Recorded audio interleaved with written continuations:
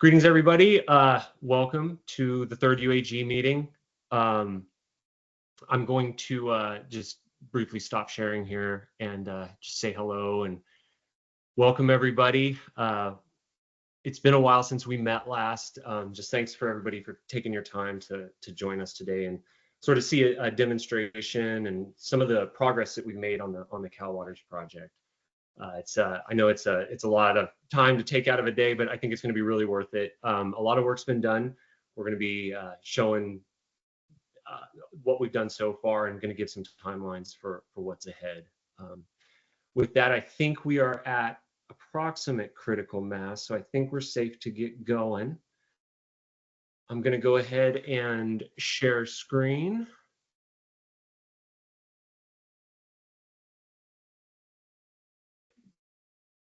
Oh no.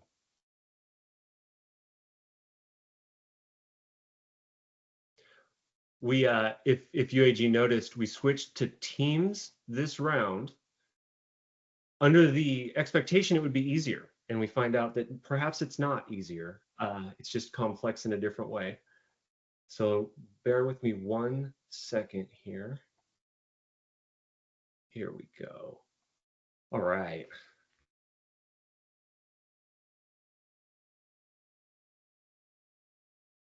Okay, y'all should be seeing the warmer slide that we already saw. Greetings, everybody. Welcome to our third Upward Advisory Group. We're still letting a few people in here. Just again, thank you everybody for taking the time to join us. We're gonna move through as swiftly as we can while allowing questions and getting feedback from UAG. We do have a lot to show, and we want to make sure that we have time for a robust question, answers, and sort of open discussion period. So we'll move sort of swiftly. We'll go over little ground rules and sort of the general stuff, do some recaps. We'll do a little bit of intros. We have a few new members with UAG. So we'll just say who's on the state side, and if anybody new at UAG is new, just chime in, a little intro with name and background. Then we'll jump into the sort of Cal Waters or the meeting and project recaps from the prior two meetings, as well as sort of the project overall, just for some of our new participants, as well as some of those that may have forgot some of the details. We also will go through some of the Cal Waters basics. Cal Waters is the new IT system that'll replace eRIMS. And then we're actually going to do some demos. There'll be both screenshot as well as live demonstrations. We, of course, cannot demonstrate the entire system. Parts of it are under development right now. And as we finalize the system, we'll be able to, as I'll show later, allow UAG to actually come to the system and see it. So it's not just PowerPoints and us sort of doing these piecemeal demos, but we'll allow UAG to get in there and really take a look and provide granular feedback. We'll provide more info on that later. After that, we'll do our feedback exercises, questions, answers per sort of our usual process, and then we'll adjourn. Right now we're scheduled for 3 hours. Maybe it takes 2, maybe it takes 3. We aren't sure, but we'll go until UAG's happy with whatever feedback needs to be provided. So with that, are there any immediate questions from the Upward Advisory Group before we get to introductions? Great. Okay, seeing none. Oops. Here we go.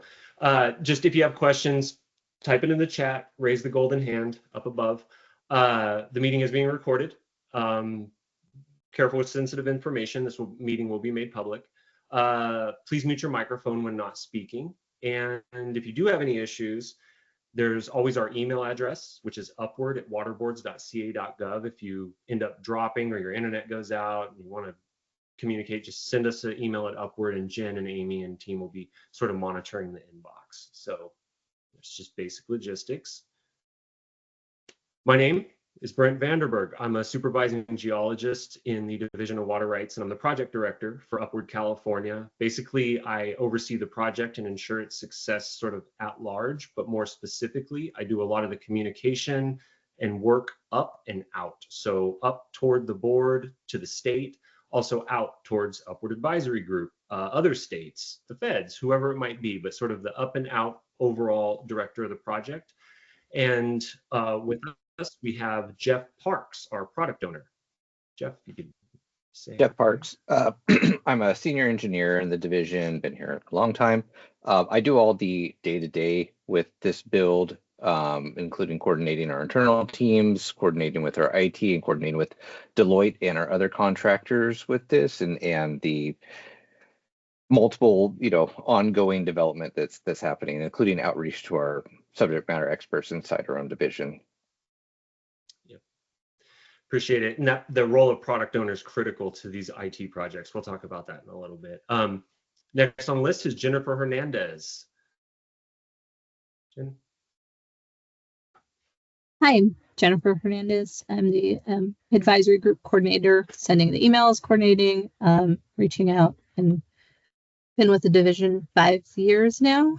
And yeah. Awesome. Thanks, Jen. We also have a new leader in the Upward project, Amy Blunk. Hi, I'm Amy Blunk. I am the program coordinator for Upward, and I support the team in ensuring alignment across all moving components to maintain efficiency and cohesion. Critical role. This is a very large and complex project. We'll show some of the details of that soon. And do we have any new UAG participants where this is your first meeting? If you could just cam up and say hi and your interests or background.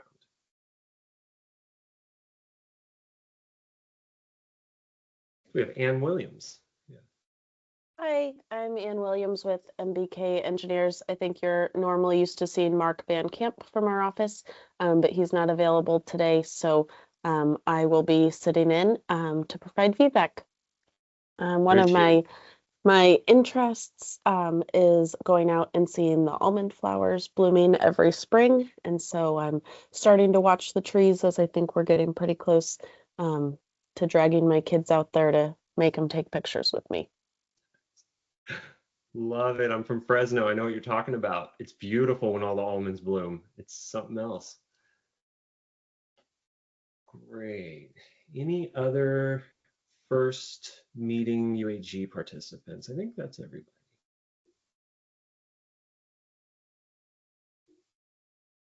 Just to check, I saw an email from Chelsea. Is anybody else having trouble unmuting or coming on camera? Which I guess, I don't know if you'd be able to tell us if you were. So yeah. This is Robin Grimm from the Data Consortium. Can you hear me? Yes. Yeah. We can hear. Okay, I'm not having trouble then. Joining from my car for a little bit. Hope to be on screen soon. And I think this is my first time in one of these meetings. So I missed the prompts for intros, but hello and thanks for having me. Oh, thank you, Robin. No, that's great. That's great. Robin Grimm's CEO of the Water Data Consortium. So Robin's taken over for Tara Moran from the prior meeting. So that's great. Thank you, Robin. And yeah, when you get a chance, we'll see you there on cam. Anybody else? Okay. Okay. Sounds good. Let's move on. We got a lot to cover.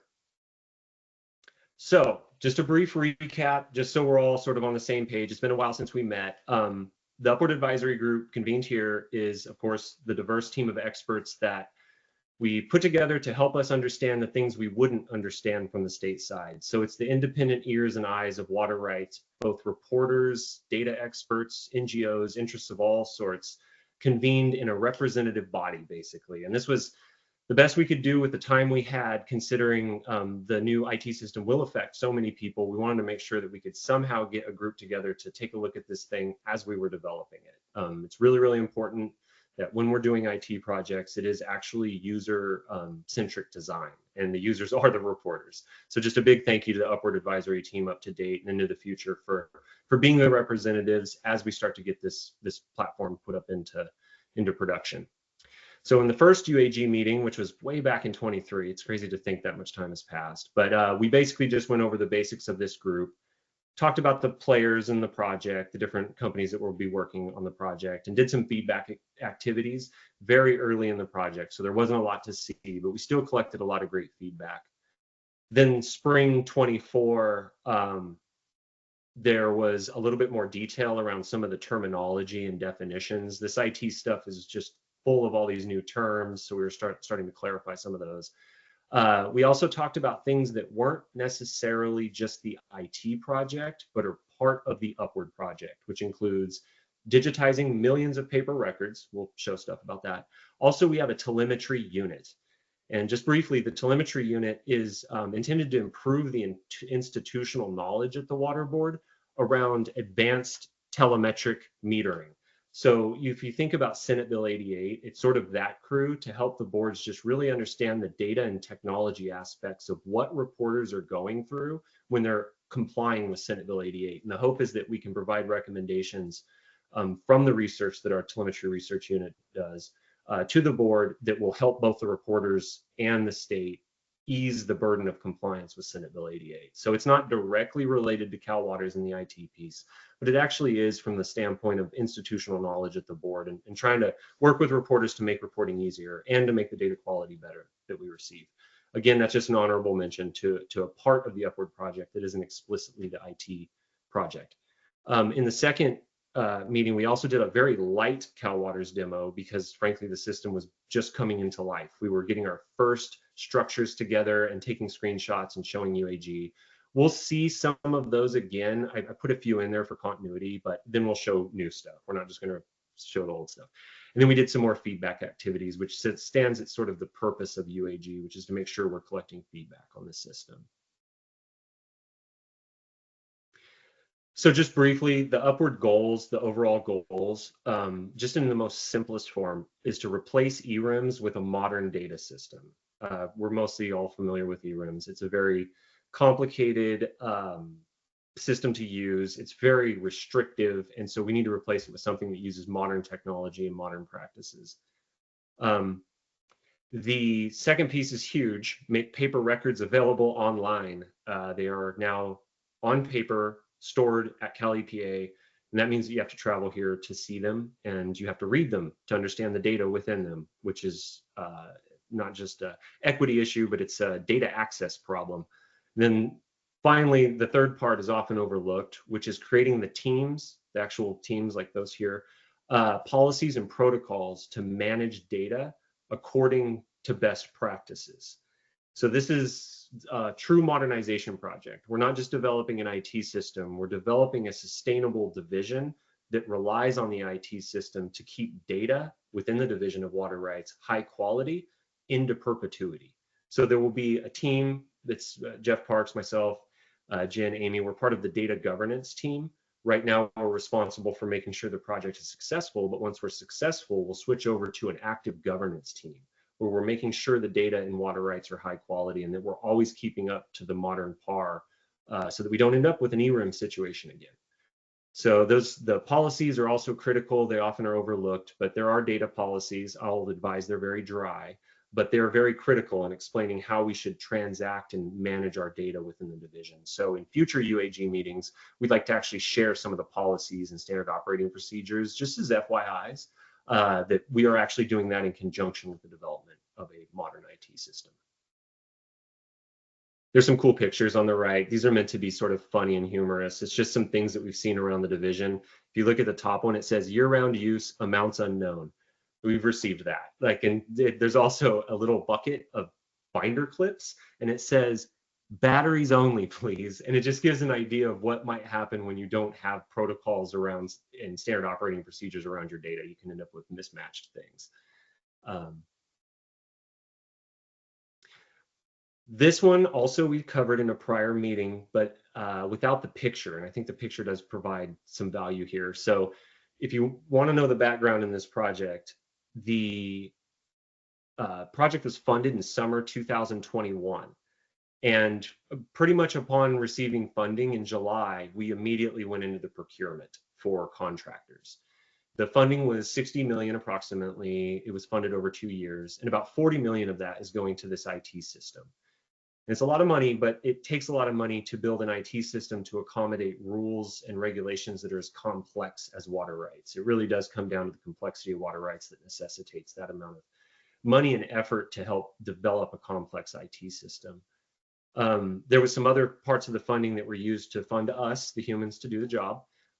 We also have staff in our IT division. We work as a team with our IT division between the Division of Water Rights and IT. We call ourselves Digit data governance and IT. And it was a really important thing that we learned stateside, is very important when you're doing these IT projects. You have to work at such a rapid pace and in such congruence with your colleagues that there really is no more difference between your divisions. You're all just in a team working every day. So we call ourselves Digit. And we also spent some money on Gartner Consulting. Gartner's a world research leader in IT. They developed what's called the Magic Quadrant, which is what IT companies gauge themselves and their performance against. So they're consultants that understand the modern industry of IT, and they helped us almost as a surrogate IT division in a way. We hired them to tell us the things that we didn't know and to help us manage a very large and complex IT project in an institution that had not historically done these types of projects. There wasn't a lot of institutional knowledge around about how to do it, and Gartner's paid absolute dividends having them with us on this project. On the right, you're going to see a picture of our kickoff meeting. And I wanted to include this to show the magnitude of the project. On the portion that's closest to us, you actually see Jen right closest to the camera. That side is the leaders of water rights. So the people are all work stream leads that you're seeing on the right wing of that sort of table. Each one has responsibilities explicit to a certain part of the project. And across the table is the IT division, just to show how many managers and leaders there are on the project. There's staff below a lot of the leaders that are in this picture, just to give an idea of that magnitude. And on the wall to the left, you'll see a lot of the consultants. A lot of those are some of the Deloitte consultants. And our consultant, Travis, one of our GIS experts up on the screen there, just kind of giving an idea of just the leadership part of Cal Waters. Now, in order to get Gartner, Deloitte, everybody in the room, we needed a lot of support from the California Department of Technology, who deserves an honorable shout out here. CDT oversees information technology for the entire state government of California, all of the state departments. And they've been a wonderful advisor by helping us with just the general understanding of IT, filling in the state government aspects of IT that Gartner might not know about as a major like research firm. And then most importantly, helping us with any sort of contracting or any sort of government contracting basically that is outside of the wheelhouse of the State Water Board or the EPA, where the folks at Department of Technology really know the details. So it is the three sort of consultants, if you will, at the bottom there that powered this project outside of the teams that you see in the pictures there.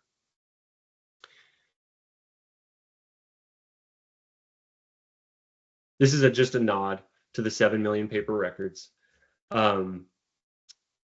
We have every size of paper you could imagine. It's pretty impressive, the diversity of records we have. We have materials from 1800s to current. You can see the development of typewriters. You can see the genesis of civil rights. You can watch the history of California occur in these records. It's really awesome, and I can't wait to get them digitized so that we can show everybody the stuff that we see when we go to our record room and start to like look through this. A file in water rights could be a few pages. It could be 13 linear feet or more of pages. Of course, traveling to Sacramento is not cool if you want to look at water rights records. We need to get them digital. But this other one, hard to store, degradation, no duplicates if damaged. That's a mission critical issue there. In the middle, you'll see a picture of a fireproof safe. This is where we have a lot of our most sensitive and old records. And even our staff that have been around a decade or more have witnessed with their own eyes the records starting to change. And it's because of things like legitimate cosmic radiation and things that actually go right through the fireproof safes and sort of damage that cellulose and start to just put a timeline on how long these records are actually going to exist. Now, fortunately, we caught this in time. We're going to be able to scan most, if not all of these. But if we hadn't done this project in time, we were probably going to end up losing water rights documents. So just to show how important it is, not only the timing, but that we get these things digitized. And that last one's just near and dear to me. These records are an institutional knowledge sink. No individual has ever read all 7 million of these records. So by having them digital, we now take that institutional knowledge sink and make it easier to access the data within the records. We're currently exploring options for, once these are digitized, using things like large language models or other modern tools to start to look at these records and evaluate relationships, correlations, data gaps, things like that. So once we get these digitized, we'll have the whole world of digital tools available to us to start to really look into our water rights records. And per my prior comment, they're also just really cool to look at. It's really neat to see the history of California in these things.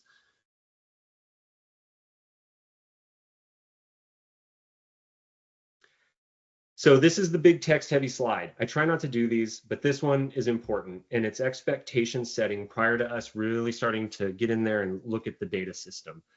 I want to walk through these one by one just so that we're all on the same page, and give a moment if people want to like ask questions about these. I'll just sort of start at the beginning. Right now, we're doing a PowerPoint demo with some live demonstrations, but the goal is to get the Upward Advisory Group into the system in late spring. I'll show a timeline for that toward the end. That's why this meeting is being held. It's functionally an interim meeting. It's to make sure that we are engaging and are showing what we've done so far, but really we're trying to get to that point where the UAG can see in the system and provide that granular feedback that we know is going to be so important.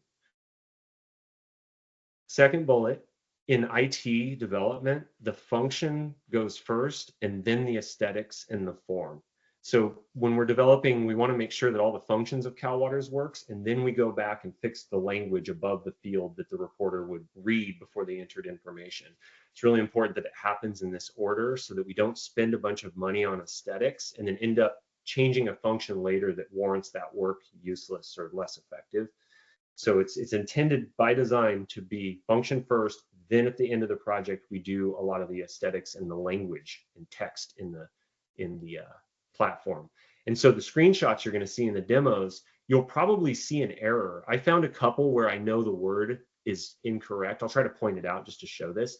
It will be fixed by the time that UAG gets in there. And we really didn't want to waste people's time with doing like giving comments to us that would be changed anyway. That's kind of a waste of UAG time. Let's get it looking right, get it to UAG, and then get robust comments back for that reason. So we'll see errors, we'll point them out. This third one is, I think it's one of the most powerful sort of streamlining tools or functions, is that the system is dynamic. So based on what a reporter inputs early into the system, the fields that follow are based on that input. So if you're not dealing with massive state water contracts, for example, you're not going to be burdened with having to see those fields or anything like that. Just whatever you need to report for will be the fields that you see. And that should really streamline and simplify things for people. It also makes doing these types of screenshot demonstrations practically impossible, because which screen should we show you for which interest, for which user? So we're going to do our best to just kind of show cross sections of it all throughout this presentation. We'll try to get to the high points, understanding that it is really a choose your own adventure based on the reporter's paradigm going into the system, like what conditions that reporter is subject to. Fourth bullet, the old data systems, eRIMS, RMS, have bad data in them. There's data issues, data gaps, missing data. There's known incorrect data. There's even some fields we found where they appear to have been repurposed partway through the system lifecycle of eRIMS. So there'll be one type of data for one like year range, and it'll switch to a different kind of data. And so just to say that there are many data problems. And when we ported the eRIMS RMS data into the new CalWaters system, those problems are still there. You can see them. And sometimes the data that comes in from eRIMS might not match in context to the new system. So we just wanted to add that in here early, that is a data quality issue from our historical data systems. And it's something that we're going to work with reporters to remedy. And the really good news is the way that the system is designed, it makes updating info a lot easier. Instead of doing these burdensome mail-based processes with the water board, the reporter can get in there and fix stuff themselves a lot of the times. And in some cases, the reporter can fix it and send it to staff for a quick check, like an address change, for example. So that's a big one. Hey, Jack, I see your hand up here. Is that data that can fix the old? You were saying they can fix old eRIMS entered data. Some of it. So some of the data were reported at a certain time, right? Like that's kind of in the record, but maybe your address, your details about your account, all that stuff. Yeah, that stuff's going to be super easy, as you would expect in most modern IT systems. Hey, Brett. Yeah. I think you're on mute there, Brett. Yeah, I'm sorry. I was trying to get it off. Okay. Just a quick question. So on that, changing that info, are you guys going to make an effort to incorporate, I mean, some of the change of information forms, or how I mean, I'm just curious. Like when we have change of ownership and things like that, we typically submit forms. Is that still going to work in that similar type process where we submit the form and or make the changes, have them made by staff, or how that work? Yeah. It depends on the change. Sorry, but yeah, it depends on the change. There's some pieces we're looking at what can be handled from a self-service type of view, but anything that affects billing or touches what goes to CDTFA definitely will still go through the staff review to make sure it makes sense. If there's need to verify that it actually is the new owner for ownership changes, things like that will still go through the same process as current. It's just the data side of it that will be a lot cleaner. There's a lot of stuff that just the public doesn't see, that our database doesn't do very cleanly. Right on. Great. We'll actually show some user interface of that exact change thing in a sec. Great. Where were we here? Let's see. Yeah, data issues, but it should be easier to update. We have a security first policy in California. This is just good government in general. Cybersecurity is a serious situation. We're seeing breaches all over the place, around the world, frankly. And this has resulted in the California Department of Technology issuing stringent yet critical cybersecurity requirements for all IT systems. This is one of the complexities of developing IT in government. The policies will change rapidly while you're developing the system. So because we will be requiring two-factor authentication, which is a security requirement, there's going to be a difference in logging in and like getting into the system, but it is what is expected from most secure data systems. It shouldn't be too shocking, but I wanted to set that up here because this security stuff isn't like a functional design thing. It's more of a requirement that we have to meet, and all new IT systems are going to meet these requirements. I also added that secure passwords will be required. I say that somewhat facetiously because we had to email your PINs and passwords to the reporters. Like that was totally not okay from a security standpoint. So now the reporter themselves, whoever they are, will get to pick their passwords according to their desire, and nobody else needs to know about them, which is the way it should work. So that's actually very important. Steve, I see a hand up. Yeah, on this security, for those folks that will be using consultants and that to help with reporting, and hopefully that'll end up handling multiple users on a single water right. Assuming that's under consideration. Yes, actually, we'll show the new organization structure capabilities of Cal Waters, and that might help sort of answer that question there for you. Okay. We've got some new tools. Yeah. Thank you. Yeah, sure. Great question. So the next bullet we have is electronic reporting will remain a requirement. It's required now. It's just our electronic system is pretty bad. So that's not going to change. But we are going to add a requirement for email. Reporters or the agent will have to have an email now, and it's part of the cybersecurity thing. In order to do two-factor authentication, we have to have an email, just like you have to have an email for Amazon.com or anything else. So that'll be something that is a little different, but is not substantive in any way. And the last bullet is, I think, is just really important from a understanding perspective of our project. We are fully aware that developing a brand new IT system is something that takes time to figure out, not just for the state to figure out how to administer it effectively, but also for the reporters to get in there, for the agents to get in there. So our year one goal when we go live is actually just enrollment and fixing those data issues and working with reporters. So year one's going to be a lot of working with reporters. I think we are at 220 or 30 staff in the Division of Water Rights, and we've all been noticed that in the year to come, we're going to be working with a lot of reporters as reporters say, hey, this data might not look right, or what do I have to do to get through this reporting piece? So we're setting up for that right now. And with that sort of year of working together to try to get the data straight and get the system up and running, we're confident that the following reporting year, we can start to get toward business as usual.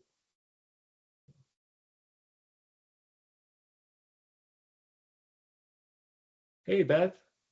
Hi, quick question.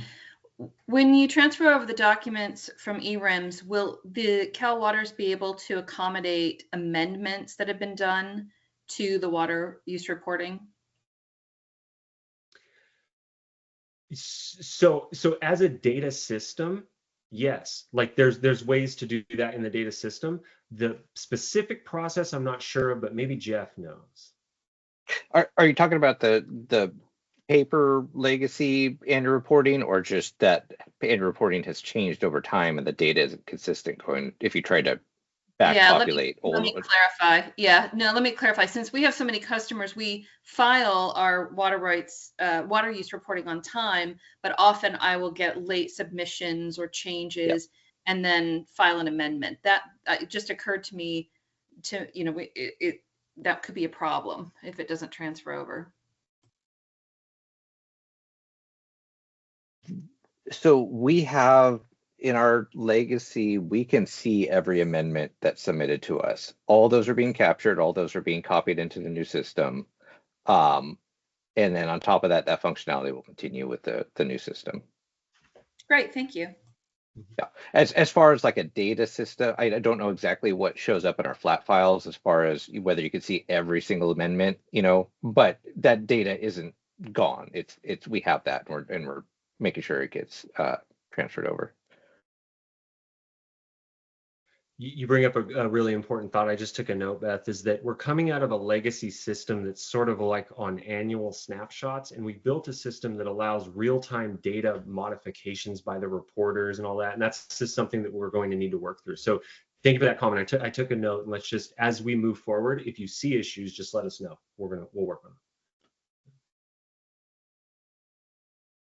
Okay. Any other questions about expectation setting?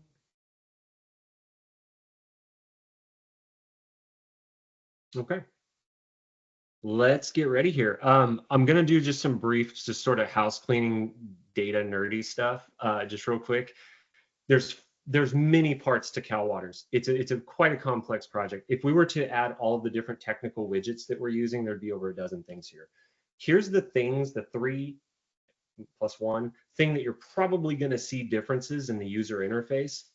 The majority of the system is built by, or the framework is Salesforce. It's basically a highly customizable, works for everybody kind of platform. And you then customize it to your needs. Most of what the reporters see is going to be Salesforce-based front end.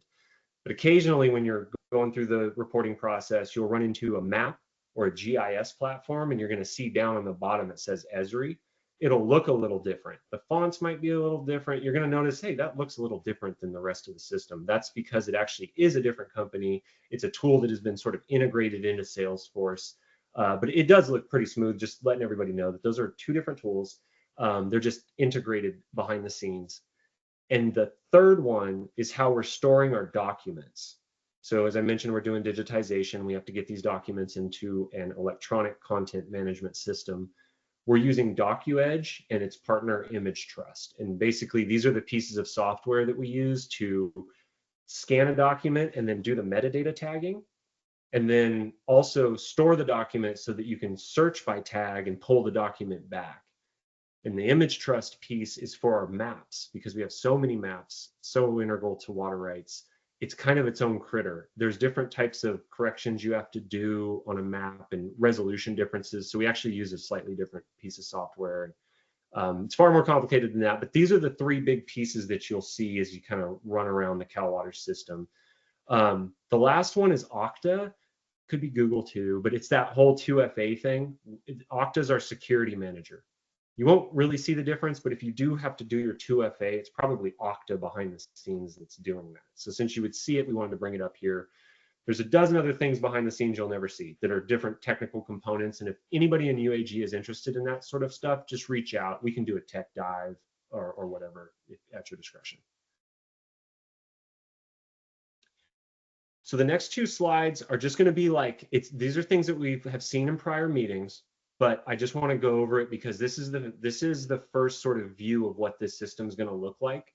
And what I'm showing right now is where you'll land typically as a reporter. And so on the left-hand slide, side, you see Michael as a reporter, and you'll see kind of at the top there, needs your attention. This is great because now a reporter, as soon as they log in, they're going to know, okay, what's coming up? What are we doing? Some reporters, it's going to be simple. There's only one thing that a reporter does. Some reporters may be agents, and there's a lot of things. There's different ways that this can be used, but getting attention up to what is needed right as you get into the system is really important.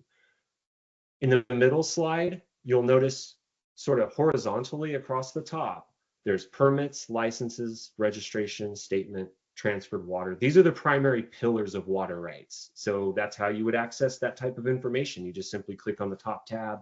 There you go. You'll see summaries of permits below. This is somebody who has a standard permit. You'll see your basic information sort of summarized. You can take actions if you'd like. You can basically dive into the permit from this location. You can also see the water right ID up top. It'll let you dive into the water right ID aspects of this. And on the right, you can see getting to the change of ownership where a change has been submitted. This one has been completed because staff reviewed it or there was some sort of check or gate to it. So you can see how that sort of handshake works between I want to change something, staff takes a look, looks great, changed.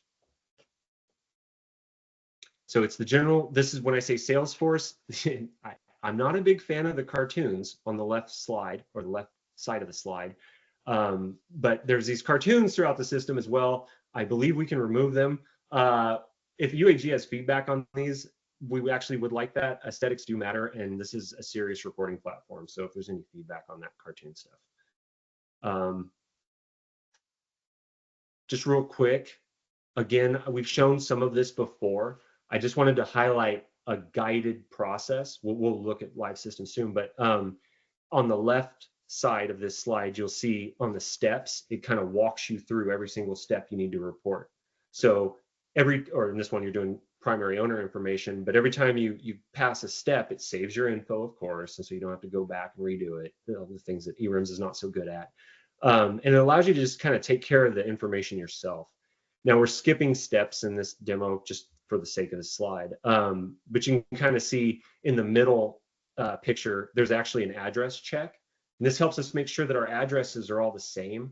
We've had these instances where we've done mailers and like you'll have the same address, kind of 4 different versions of it with a period or an abbreviation, and it results in unnecessary mailings and stuff like that. So with address validation, we can really start to button up the data quality around addresses. And it's the same stuff that you would see if you're doing your Amazon shopping cart or whatever. You just typically have to validate your address. And then on the right-hand side, you can see that you can actually select who your mail receiver is and who your bill receiver is, which for larger consulting firms, things like that, it's really important. They may be different. For the general single reporter, they're probably the same info. You're the mail recipient and the bill person, but we wanted to make sure that was available for those that needed it. And so this is just, again, we'll do some demos, but this is just sort of a high-level overview of what to expect from the user interface, what the Salesforce interface looks like. And now, let's see, it's 1:40. I think, let's pass it over to Jeff Parks for some overview of the new org structure. So one of the things we want to highlight here is org structure is changing in the new system. And a lot of this is stuff that none of you really see the behind the screens, but it impacts you whether you know it or not. So the current structure of how anybody, but especially organizations, are related to water rights is there. It's very flat in that it's a relationship between every water right, and because of that, there's a different instance of every org related to every water right, and it's not, from a data sense, it makes things really difficult. I'll pick on MBK for a second. You don't know this, but you have 39 different versions of yourself in our data system. And it makes things like mail outs or concise communications really difficult on our end. And a lot of it's just due to changing standard practices and data quality checks over the 35 years of us, recording things digitally, but it's compiled in a really unfriendly way. And so we're just stuck though at where we can't upgrade our current system. That's why we're modernizing. So we can't move past this kind of one-to-one version of an organization with every water right. So if you go to the next screen, part of how we've modified this for the new system is that parties are the party record itself and the relationship to things are now distinct. And the main things we're able to do with this is for organizations, they can set what they want their main office to be and then link all the water rights to that. And on top of that, identify who staff are. We're calling them primary contacts, but it's really just, whoever worked for an org, whether it's an LLC, whether it's an actual agent or federal or state organization, you're able to set, who your employees are. Each employee will have a login to the system and you can control what water right records they see. So our hope is that this will make not only just being able to organize how your water rights are, who they're sent to and who gets direct communication, especially from our staff. So who they knew who to contact on any one record for your organization. This should make things a lot simpler. And if you go to the next slide, for large organizations, we're even including a piece where you can establish a headquarters and establish branches. So an example of this is like the Forest Service. Right now, the Forest Service can't even tell you how many different pieces of themselves in our system. And each forest has their own record as well. And now you're able to establish, like for the Forest Service, that there's a main office that handles all water rights for the USDA, and they can establish branches for each forest and then a staff under each branch.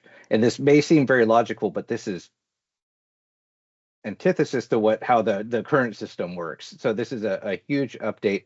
And when you come in, when you register for the system for the first time, what we'll be providing before the system comes out is pins. So anybody that has an existing record in our system will receive pins from us, so that when you first register, you'll be able to provide that pin and link yourself to the records that you should be seeing under it. The other part of that is the person that uses the pin will become the admin if you're an organization, and then they'll be able to set up these things, set up the offices, set up who your employees are. The big control of this as well is emails. So the one thing we don't have in our current system or in our current business processes is an explicit requirement for emails, and that being the controlling piece of how we interact with people. And so we can't, it's really hard to match up our current system to the future state, because we don't even have email records for half our users, probably more than half. Which is why we're going with the pin, mailing out pins to get people initially linked up with the system. But what that means is in the future state, every staff should have their own email and will have their own login to the system, and the system will know what their relationship is, both to the organization they belong to and then to the water rights that the organization has said that they are the primary contact for. So I know it's a very quick overview, but this is, from a data perspective, a huge upgrade that will increase functionality for both staff and hopefully for agents, for large organizations, even for smaller groups like LLCs. There's a lot of workarounds we have to do in the new system, such as adding employees as agents or adding employees as non-primary owners to make this work. And we won't have to do that anymore in the new system. It'll be much more explicit who belongs to the org and who is actually an owner of the water right. And go ahead. Thanks. I'm excited to hear this. I didn't know we had 39 separate accounts, but we do currently with ERMs struggle with access. And so do we have all log into one person's email address so that we can all access the same reports, or do we go one by one? And so this makes it seem like there will be a nice middle ground there. My question is there also the ability for the water right holder to log in to view the same information Yes. as, okay, great. Thank you. So for the instance where there's a primary owner and there's an agent, our default is that primary owners and agents will be able to see all records for that. If there's a relationship to that water right for both those parties, they'll both be able to see those records. On top of that, there'll be a piece where you can choose what to share. So say a consultant comes on board, they won't by default be able to see all records, but the water right owner and or the agent can say, please share this record with this other registered user, and then that will show up on when they log in. But from an annual reporting perspective, you're right, and that's why we have to use the pins. Is right now we provide one pin per water right for annual reporting, and all users, whether they're agents, primary owners, all share that pin. Security wise, that's horrible. Organization wise, you have to do that water right by water right by water right. So if you have hundreds of them, it's very inefficient. So now you'll be able to log in and see everything assigned to you, even if it's multiple water rights. Yeah, and the circumstance I think of the most is if we help as the agent prepare a draft report, and then we tell the water user, okay, the draft's ready for you to review and submit. Yes. So I guess just making sure that same functionality is there is great. Correct. And if you had the need for like an engineering consultant to add a certain piece to that draft, that's where you could use that share button and say, I want to share this draft, and they'll be able to then pick up that draft and potentially like add information or upload a map or whatever they need to do to it. Go ahead, Steve. Yeah, I was thinking about, we have a bunch of historic statement of diversion points that were made inactive because they ultimately got rolled into a broader license. And I'm thinking through how, and some of those statements of diversions were, haven't been filed since the 60s. So how those kind of interrelate and all come back together is an interesting challenge, and I'm assuming that's going to be somehow tying all those together. From a what records you can see perspective, you'll be able to see all the inactive statements related to that record. But I think what you're talking about is somehow marking those statements that they're inactive and will not be picked up again because they were temporary statements while either water rights were being applied for or subsequently kind of overwritten with appropriate water rights. I think from a data cleanliness perspective, we definitely need to do that because I know that we have tons of statements that were either filed in error or were temporary while bridging that gap between getting appropriate filed, that we have nothing marked on the record to show that these are not going to be picked up, because statements in general could theoretically go inactive and then be reactivated. There might be legitimate cases for that. So I think that's a good point, that we need a way of clearly marking that, and that'd be like a data cleanup effort in the new system to go through and explicitly show that relationship and also show that this statement is never going to be picked up again. Well, and some of the ones we've made inactive, there is I could see a scenario where they could be made active again somewhere into the future. It's not anticipated today, but I could see reasons why you might want to. So yes, flexibility on some of those historic documents and who the contact agency is even a challenge. So we can talk offline on that more if you ever want to, but yeah, anyways, that's been one of our questions too. So for parties that own multiple water rights, including revoked and inactive, do we continue to update the contact information for those revoked and inactive rights? Because there's some cases where it makes sense to make sure, ensure continuity of that party. But there's other cases, especially if a party no longer has any active rights, like you said, that contact information quickly gets stale and then the usefulness of it diminishes. So yeah, there's a lot of record keeping consequences for what we choose to do there. Great, thank you. Go ahead, Jessica. Just on the inactive rights, I'd also be happy to talk more offline. I recently kind of fell into a funny legal quandary about whether inactive status was actually a thing. under the water code or SV 88, and I can't even remember now the context because it's been a flurry of reporting in advance of the February 1st deadline. But I think I had concluded looking on the board's website that a right was only inactive if basically they couldn't be reached because the contact info is defunct. So I think just in thinking about the interface, some clarity on what those inactive rights even are, because I know how it came up. I was wondering, could I make a right inactive for a client because they're not using it, and would that obviate the need for annual reporting? And then I came to the conclusion, well, no, because I just need to keep reporting 0. In the case of a pre-1914 riparian, I don't think there's any way to walk back the fact they're in the system. So just, again, happy to chat more, just another wrinkle to think about. Yeah, short answer is that's complicated. Longer answer is claims. Claims are one thing. You can inactivate a claim, but yeah, what that means, I'd be curious to see what legal says about that. But you definitely cannot inactivate an appropriative right. Totally. Okay. Yeah. Okay. Good to know. Go ahead, Glenn. For the headquarters main office, are you assigning a unique identifier so it's easy to aggregate and disaggregate the data? And if so, is there a taxonomy or nomenclature that you're going to use for that? So a side project that Sanjeet and I are doing is going through all our party records to mark where we need to do outreach, where we can't necessarily make assumptions about how the headquarters and branches would work. So the short answer is there's some cases where it's very obvious or simple. There's others where we're going to have to ask how it should be set up, or it's going to be, it may take some staff help to get that initial reconciliation of records from old system to new system and get them properly merged in the headquarters and offices.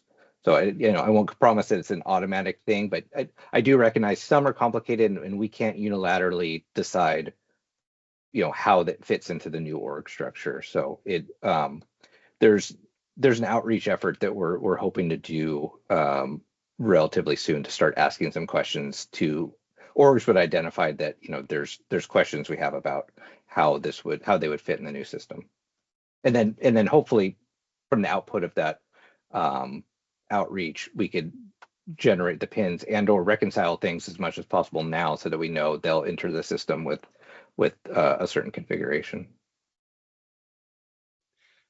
I'll just add to that real quick. From a data object model perspective, I do believe the orgs are unique, that each org is its own organization, right? From the data model perspective. Well, the other part of this too is an email address can only have one account. So we can't have an email address have multiple accounts. That just doesn't work. So there are things where if there's multiple versions of an entity, then we'll have to reconcile that somewhat when the people come in. So one thing we're working with, so the pins aren't developed yet. We're working on developing them right now. And part of what we're looking at is if there's a way for someone, if they say, I've got 5 pins and I need them all to be merged, how do we do that? So because we recognize that's something that will likely happen. So we're still figuring out the development of how that would work technically, and whether that ends up being something that maybe is less automatic and staff need to pick it up and help tease it apart. But regardless, we'll have a pathway for that. And just to clarify, not from the reporter standpoint, but from an academic researcher. So if I want to do research on this data and aggregate and disaggregate that data, I won't be the reporter, but I want to be able to group water rights intelligently, and a unique identifier would assist that. Yes. Oh, so there will be unique identifiers for parties. And this should actually make it much easier, because right now, if you looked at our raw owner in water right output in a flat file, and if you have, you'll see that there's multiple variations of what is obviously the same entity with slightly different spellings or slightly different owner names. That's part of what we're looking to reconcile here doing this. So it should be like USDA is an example. We should be hopefully under this, we'll be able to very quickly pull up any rights related to USDA. And then also look under that what branch of the USDA. It's that a particular water right is assigned to, but also be able to lump them together into one thing. Awesome, thanks.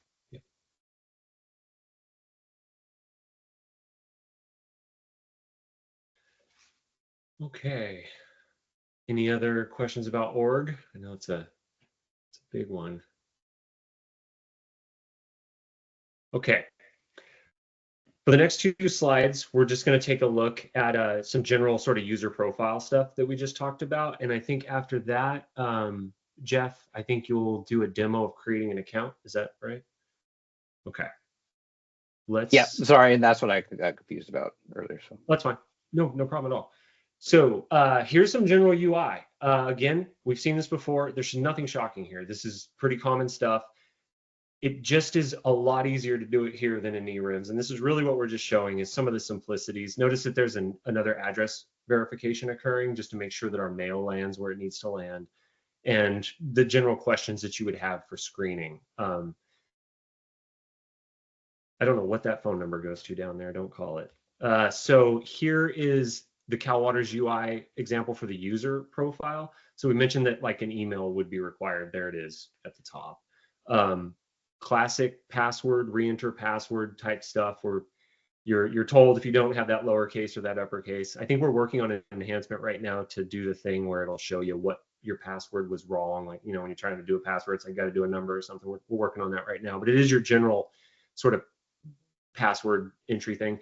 And then there's a verification of your email. That's that critical piece of how we understand who somebody is that's reporting digitally. It's that verification. Once you get it in your email box and you say, yep, that's me, then it says, all right, we have a valid email address here. So with that, Jeff, I think it's demo time.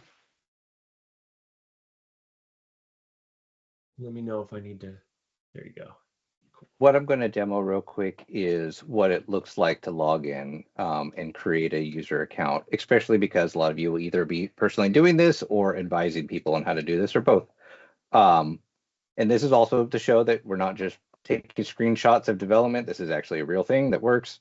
So this is our test. This is our test site for Cal Waters. I'm going to create a new account.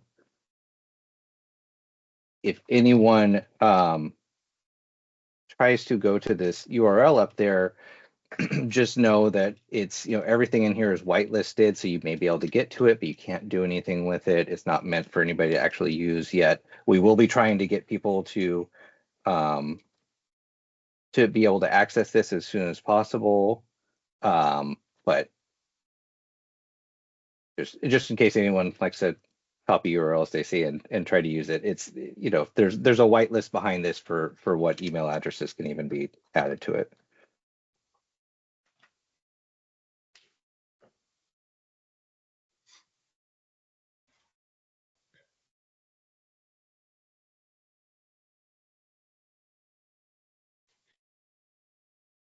That whitelist process is likely how we're going to try to get the UAG members into the system later too, just so that term is known.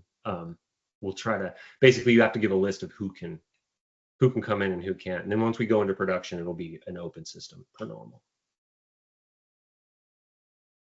And there's minor things in here too that we're well aware are not great, that we're working on. Again, this is something in development. So I'm just showing real quick. I made some obvious errors in my address to show you that it really does verify things. So I put in a wrong address for our headquarters. It showed me the right one. I'm going to take that one.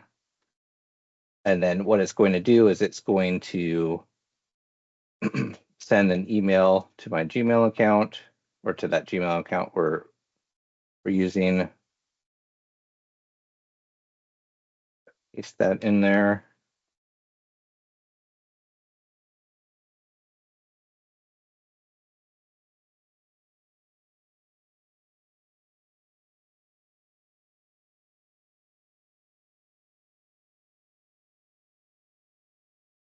You see that it doesn't let me actually look at the password right now. That's a known bug. We're actively getting them to fix.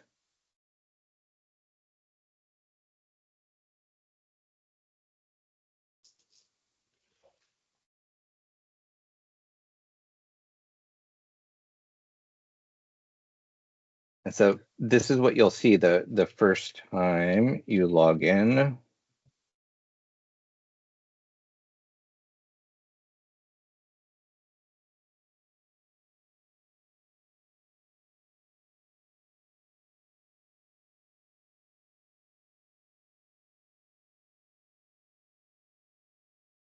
And what you'll see in just a second is the MFA.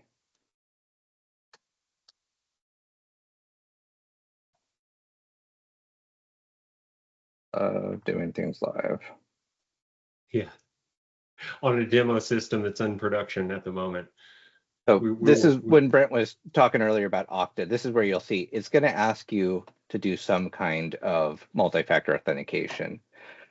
We don't like that we're one of the first organizations that is doing this, but this is coming for all logins to all government websites. If you've done the DMV, you'll see that they have a version of this. The one thing you won't see yet is we're working on, instead of having to have an actual authenticator app, have it be able to call you. So that's a common multi-factor authentication a lot of websites use, is being able to just verify an email, or sorry, a phone number, and then being able to call you for you to approve that it's you. But that's not implemented yet. So what I'm doing is I'm using an Okta app on my phone. I'm scanning that right now, and what that will allow me to do is do a push notification in the future. So when I log in the future, it'll ask me, do you want to send a push notification? And as soon as you hit yes on your phone, it verifies that you are who you are. So this is just, it's partly showing the security aspects of the new system. I'm sure there's going to be a lot of users that will not like that, but we're trying to also hit home that this is coming for all government login type things. It's not just us doing this for our system. It's a universal California technology thing. And just very quickly, so now I'm logged into the system. Once the PIN part is enabled, in between what I just did in here, you would have been able to put in your PIN and you'd be able to see exactly all your water rights that you already have. I don't have any because this is a brand new thing, so I don't have anything in here, but you'll be able to see everything in every state. And then you can actually apply for new water rights as well. You can submit your annual reports. There's a lot of things in here that you can now do. And I'm, demonstration is not to go into all that, but I'm just showing you very quickly that, all these things are built in here. And I'll actually go deeper into one of these in a little bit in the next section to show the GIS part of this. So any questions on that first part?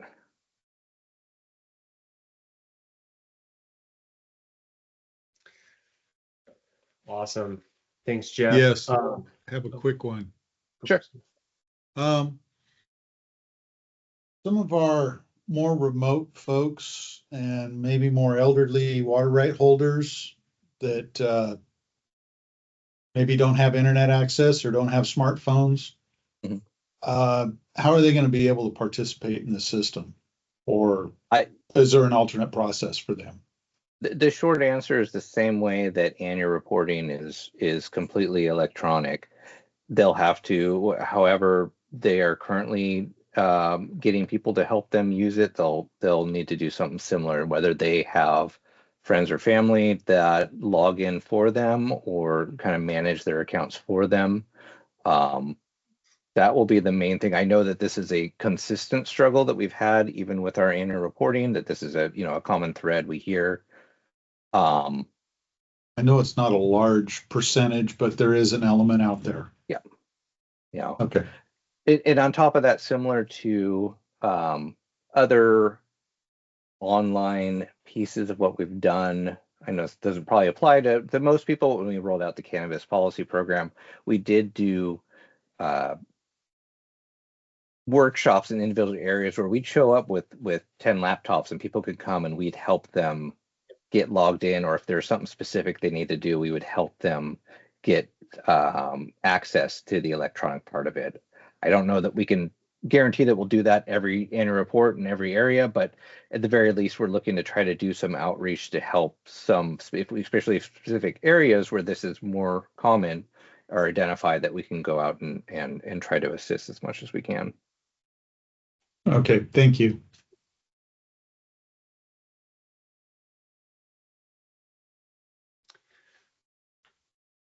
Okay. There's nothing else on that piece. Let's go ahead and move over to some screenshot demonstrations of the reporting processes and the different reporting capabilities. I'll share my screen.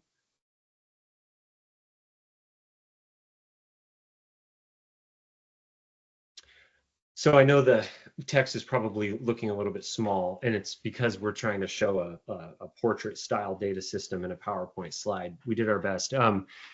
Just for what you can see on here, you'll notice that it was very similar to what Jeff was just showing, where you have those horizontal tabs across the top that give you the information below. When you click on the tab, the information below changes. And this is just a summary of the different reporting periods and ranges for this particular appropriative right. And you can just see that sort of summarized right there. So after you do reporting for a number of years, they'll be there when you get to your reporting page. This is where things get a little more interesting. There's new tools and new ways to submit data now that are just more modern, more effective for digital information.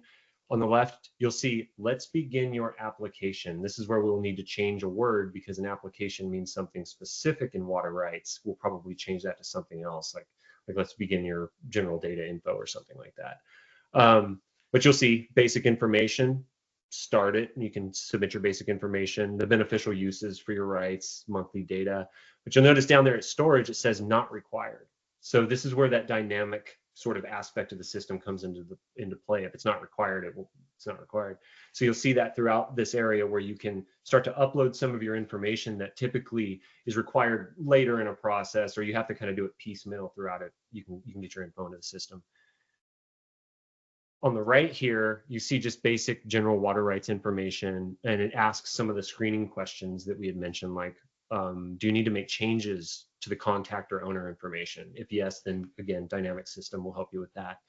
Are you using any water for the cultivation of cannabis? This is, again, screening questions to let the system know what the reporting process should look like. A little bit down below, you can see some of the name, mailing address, email address for the primary owner. Perhaps there's one of these, but that's where that information would be summarized, is sort of down at the bottom. And again, these are not in any linear fashion. This is just some of the functions. We'll look at a number of these just to give this general idea of how the information submittal will be a little bit different. Here on the left, we have possible changes. We looked at a change field earlier, but this is, again, if you need to change something, it's right there linked in the process to the right under ownership, agent, and contact change. You can jump out to the ownership change right there, handle that at the point of user interface. And on the right, you have some of the compliance things that we're all used to in normal reporting, but it's in this same stepwise fashion where it's 1, 2, 3. The reporter knows on the left-hand side where they are. Everything is saved. Also, some other screening questions, various reasons. So no identified term and reason for non-compliance. If there's some reason that reporting was not possible, it can be sort of entered through there. So again, just getting at this easier user interface to get the information that we need and make it as easy as we can on the reporter.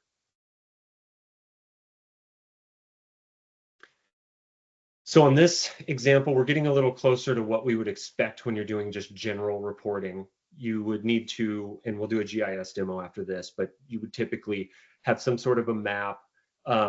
Your points of diversions will be on the map. We'll show this. And then there's also your monthly water use. That's on the right-hand side. This is your classic 12 months, how many acre feet. You'll notice that there's a whole bunch of zeros after the decimal place. That's another example of something that we're going to clean up in the months ahead here. You also notice that there's a summary above.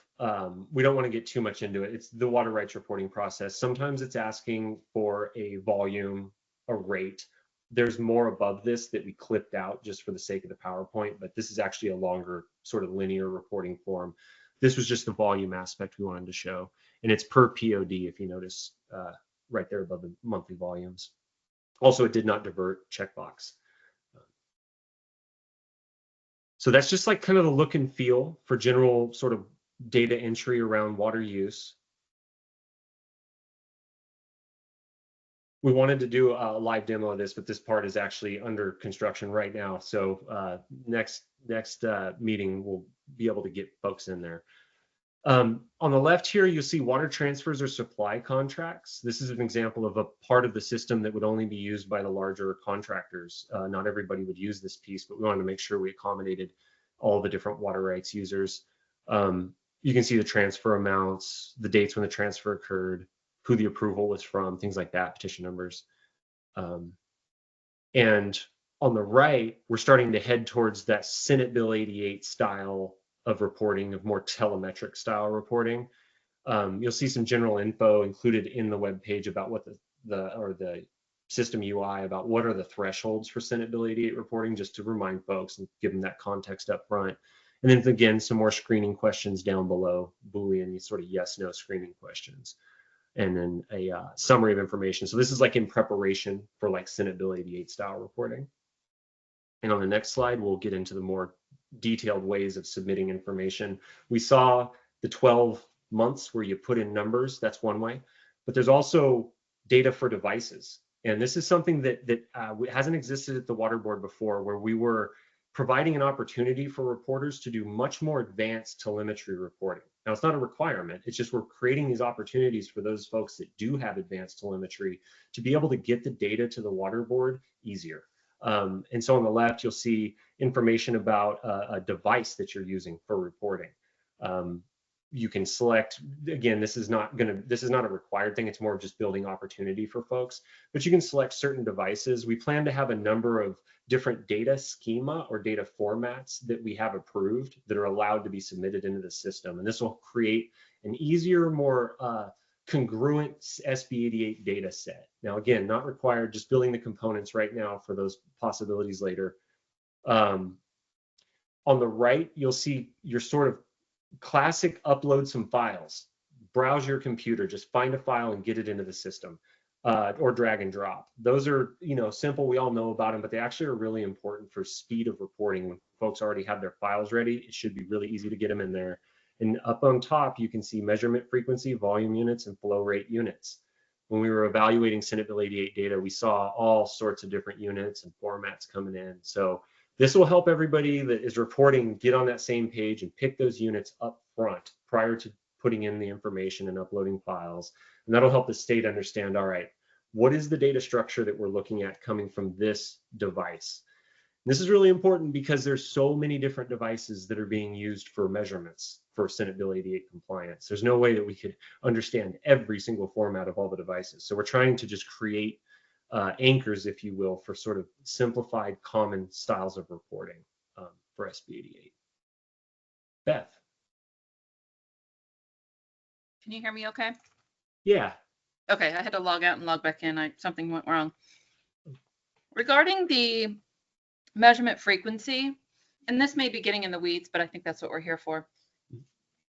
When we have multiple points of diversion for the same water right, and we have an alternative compliance plan that sort of follows SB88 with, like, if under 10 acre feet, they only have to report monthly time step. So you have different measurement frequencies based on your ACP. Are you kind of heading in the direction of do your most stringent here? So it would be like hourly, for example, as the answer to that, because there's multiple answers. Yeah, that's a really complex data question, Beth. That's what we're here for, right? That's what we're here for, absolutely. So the concept of alternative compliance plans in general are a challenge because they're alternatives.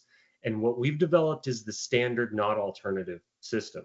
But that being said, we built as much flexibility as we can into the system to allow for different reporting intervals if they're needed under alternative compliance plans. But it's going to be a very one-on-one thing. We're going to need to work with individuals early on those sort of alternative cases.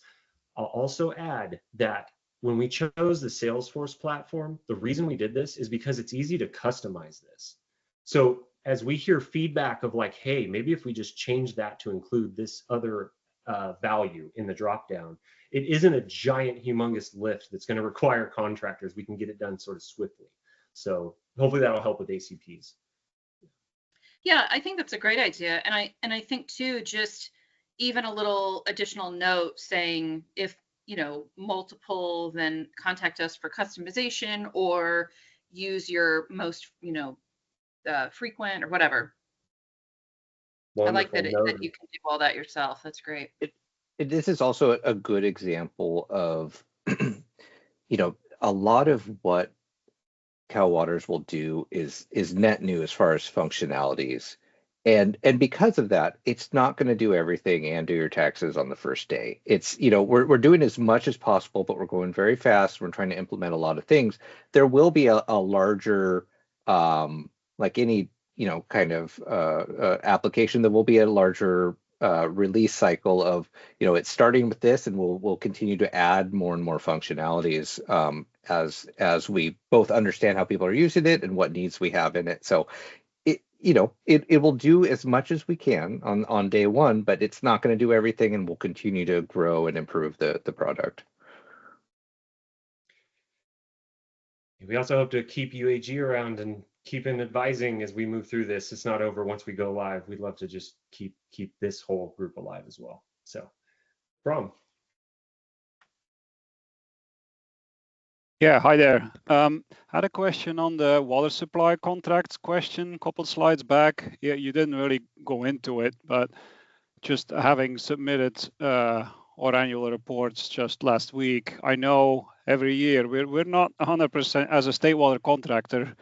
We really don't know what our responses are to the current questions or how we need to complete it.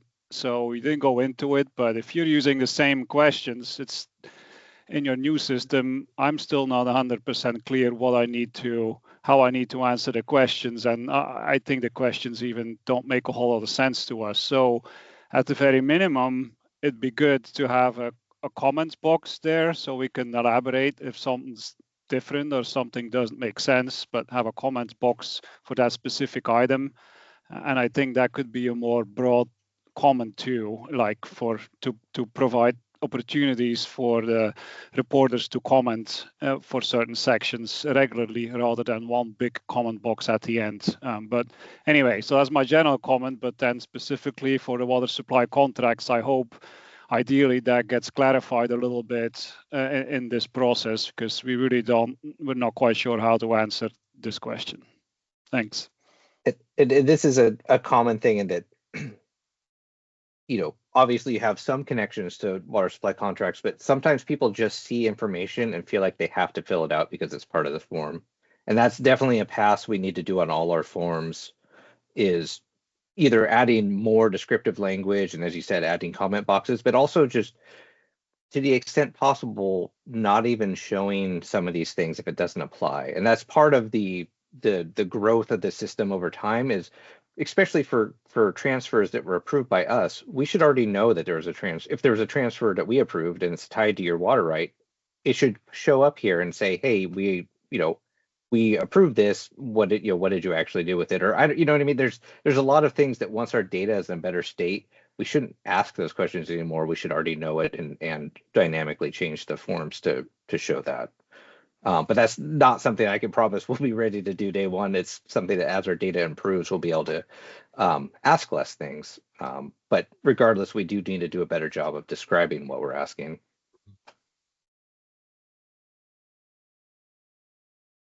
Jessica, I see you have a hand up. This may be a very lawyerly piece of feedback.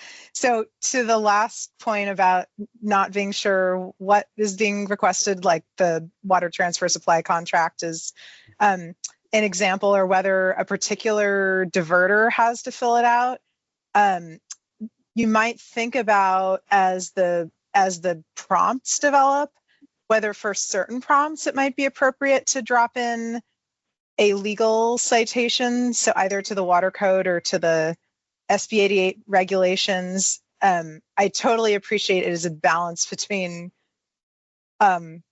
providing the user with the legal authority for why they're being asked and actually wanting to avoid legalese and making this user friendly. But I'd only offer that feedback as if someone is trying to figure out, do I have to answer or not? It can be helpful to know what the underlying legal mandate is under which they're being asked the question.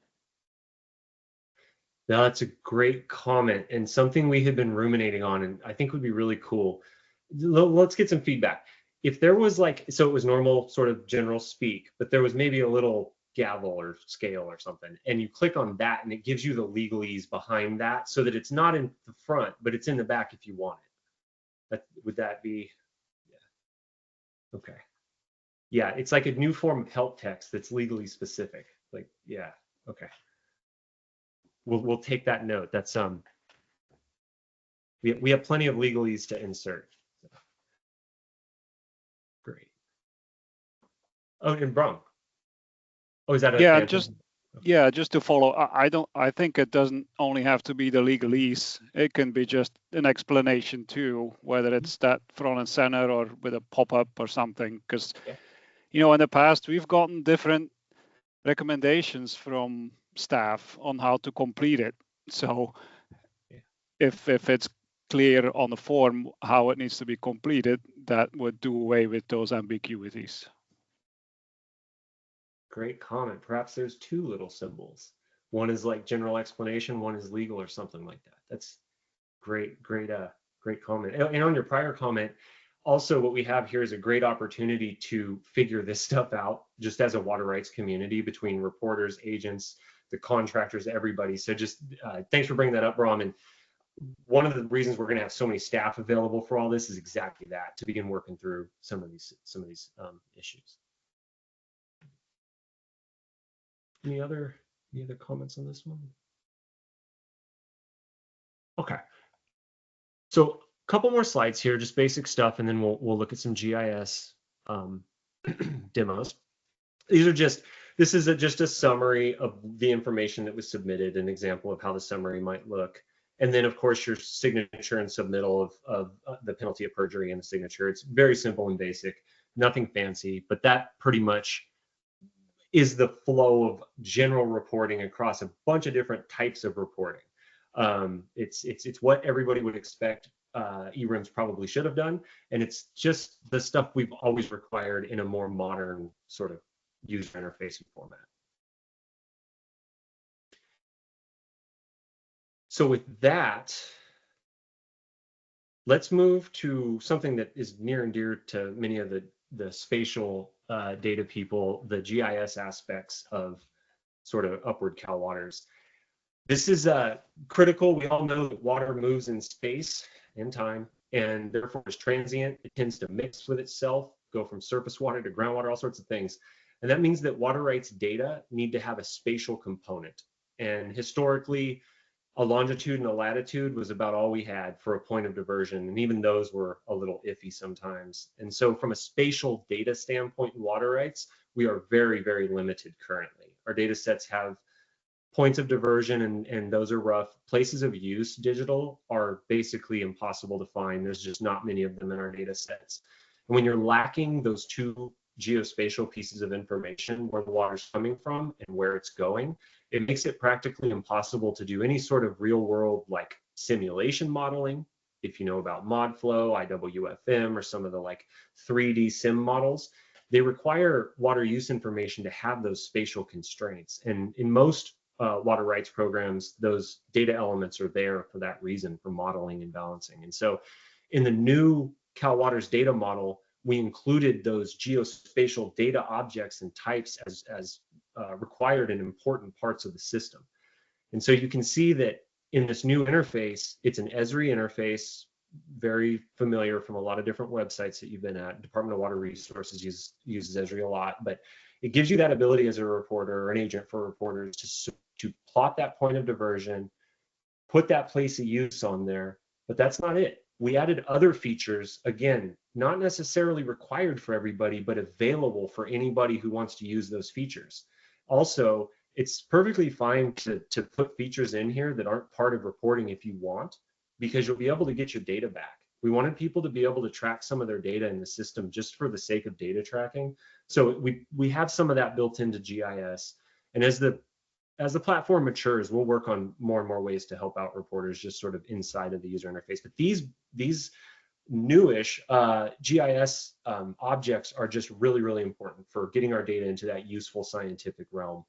We're also going to allow spatial file upload. So if you're a GISer yourself and you've got all your files organized in the GIS format, we'll allow that instead of having to point and click through every single one. Now, Parks, I'm not sure if that's at initial release or if that's a later enhancement, but I know we at least had it planned. Do you know? It's included in there. So yeah, Okay. you can add a KML or other type of file in there, and it should automatically show that on the screen when you upload it. Perfect. That should be a huge time saver for folks. The more complicated piece is then getting people to understand what data points, especially what metadata associated with anything we're expecting to come in. So we need some templates of what we're expecting, so that it matches well. But yeah, it's generally where the functionality is there. Great. Awesome. Hey, Ann. Hey, I think this is really cool. Did you say that this would be required, or are you guys working to upload everything existing in so that there's a starting point for water users to go from, or how does that transition happen with that rollout? Yeah, great question, Ann. We do have limited data, points of diversion. We are going to bring them in, and that's one part. But if there is no data to bring in, then it would have to be reported new through this interface. Parks, is that adding up? Yeah, so a lot of what we designed is for submitting water right GIS information moving forward for new applications or new statements.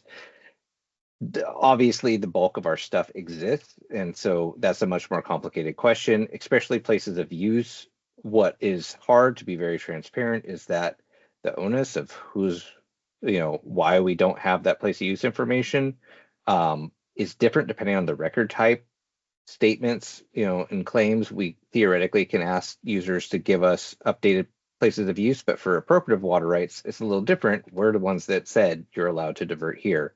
And so it's really our fault that we don't have digital places of use. So it's a complicated thing. It's one of those things that will expand over time, but it's the how of how we update things is still, especially for existing water rights, is complicated. It's the cleanest part of it. What we designed is for new incoming things. But I know that the big asterisk on that is that most of our stuff isn't going to be coming in new. It's already existing. Thanks. Sure. Jack? Yeah, thank you. For folks who are, I think there'll be some who feel as though this optional data is going to kind of push regulation. It's suggesting that there should be a requirement that everybody, provide electronic data. How do we react to that? Is whether it's going to change the SB 88 requirements, essentially, is what I'm saying. Does that question make sense? Yeah, no, I hear you. And it's, if I'm understanding, it's somewhat of it's a speculative concern. It's that if this totally occurs, speculative. Yeah. Okay, then that might occur. I hadn't really thought about that, but I could definitely see that occurring. Perhaps what we need to do is maybe just clearly delineate what's required and not required, make it super clear. I don't know if that would remedy it. I don't know. I think it's probably there'll be some who will look at it and be like, oh, it's voluntary now, but that won't last for long. They're going to make us do it soon. And I don't know if that the goal or not the goal, but it probably is a question that I'm going to get anyway. Great. Okay. Thank you, Jack. That's what we want to hear. Like, what do we need to get back to you with on some info? So our team will take that note down and let's get back to you. That's an optics thing that's forward looking and very real. So we need to look at that. I was just thinking, like, from a water rights perspective, some of these things are required depending on who you are reporting at any moment. So maybe we need to start thinking about having it more dynamic or something. We'll think about it. Yeah. That'll be helpful. And I think understanding like whether it changes a regulatory obligation at all or implies that it does, where if it is key, and also knowing like who's going to be able to see this. And the only reason I say that is when people see their house and their property on a map and their lines and everything's very definite, we still get really nervous, even though we all use Google Maps or Apple Maps or whatever. Sure. Yep. Very real. Yeah. Thanks, Jack. Beth. Yeah, thank you. I want to ditto what Jack said. This is actually in my community, this picture, which I picked out really quickly by looking at the names of the streets. So, and I do believe, I forget sometimes being a public agency representative, I don't have a problem sharing information because we're a public entity. However, I do believe Jack's right with the farmers in our community, for example, could become very nervous about what this will lead to, especially under the current political climate. I think the Russian River telemetry pilot might be a good place for us to get some of that feedback, though. I know we're having a public meeting soon, so that might be a good way to talk to the community about how they would feel and what information they'd like to see or not see. It's something we've definitely struggled with even on our own, trying to understand the legal pieces of this as well, because right now anyone can walk into our records room and request to see files on anybody. In a sense, as soon as anyone submits any information to us, it is public. But what that means in a digital world versus a paper world is complicated. So we are looking for guidance on exactly what to do with this. So we do understand that requesting to see 100 paper files is much different than downloading a quick, zip of everybody's location of everything. So it's also pushing us the boundaries of our legal expertise too, of people that really understand legal requirements crossed with digital modernization. So yeah. And just thank you for that comment about our telemetry research unit. That is brilliant. We absolutely could and should collect feedback from people that are affected or impacted or feel these ways through that. And we'll I'll dovetail that into the Upward Advisory Group info. Great conversation. Yeah, I didn't think about that. That is a very good point. We have to do the minimum for our requirements, but we can absolutely be sensitive to people's concerns, especially in the current political climates. One suggestion here, maybe you talked about how the whole process is going to be kind of guided as to what comes up as what's needed. I think if you use this element at that point where it's required for the folks that it's required, but keep these features away from areas where it's not required, I think that kind of splits the baby, so to speak. And you may want to really consider that, because again, you start asking for optional data or non-required data. I know my ears perk up, and I know my users really get nervous about that kind of stuff. Great. Okay. Yeah. Another thought. No, it's great, Steve. Thank you. Yeah, it's toward that more dynamic approach to this module. So yeah, appreciate that. Looks like Jack, I think you have a hand up. Yeah, quick question. Who would have access to this voluntary data?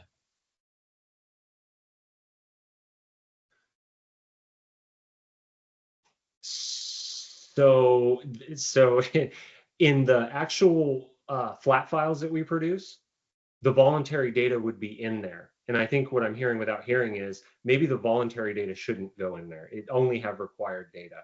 I hadn't really thought about that. Honestly, the voluntary thing was more about trying to provide opportunities, not scare anybody. So we need to think through that and really think about, like, if there is optional stuff that is not required, but it is contextual or something like that, how do we differentiate at the user interface level? And how do we differentiate on the data output level? Is that fair, Jack? Yeah. Okay. Great. Great comments. See, UAG works.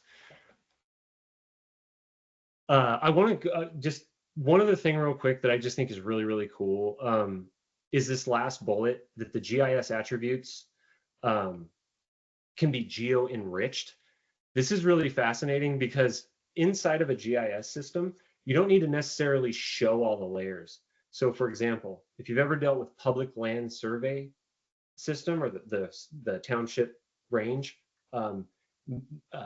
sort of legal nomenclature, it's very difficult to understand until you learn how to read the maps and all that. But if beneath this, almost invisible, is that layer, and you plot your point of diversion, that data point could be geo-enriched with that PLSS section without even necessarily needing to see it.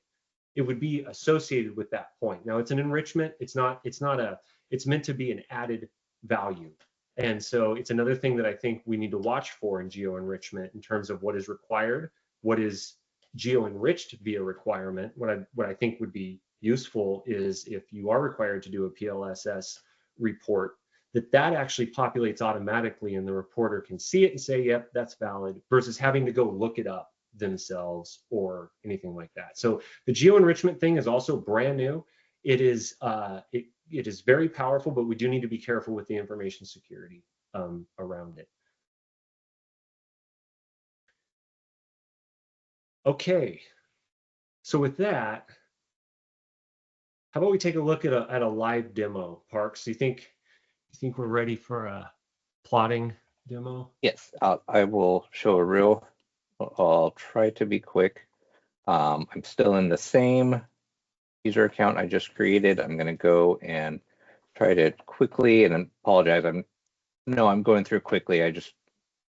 People are interested in what the forms look like, but also I just want to show the GIS part. I don't want to get bogged down on every version, but most of these should match pretty closely to what we already ask in paper form. A lot of these instructions are directly from our paper forms. And it's pulling in. The one thing that's nice that we don't have is it's already pulling in my information directly from what I registered with. So I'm not re-entering the same information every time. It's again that data cleanliness. There's where I could add agents or other people to this record.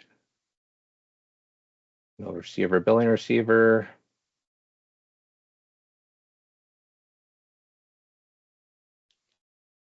Do the construction.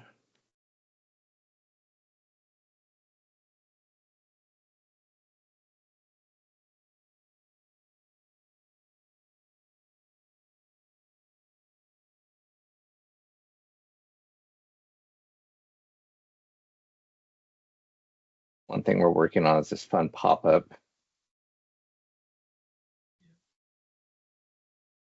We 100% hope that this will not come up. It's probably because it's been sitting for a while, but we're hoping that this will not come up when users are trying to do this. We're also on a test system, so performance will be different once it's in production. Oh, are you doing this to me?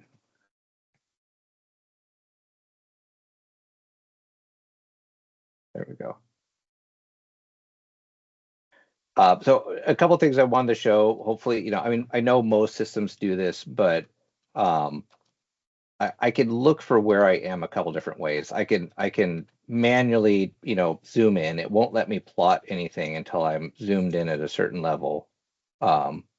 So, saying here to zoom in, but I can search for where I am a couple different ways. I can put in an address. I can put in a city. But I also wanted to show that you could still put in a lat long and get you. So, because I know a lot of people will either find where lat long or they're most comfortable using that still. Of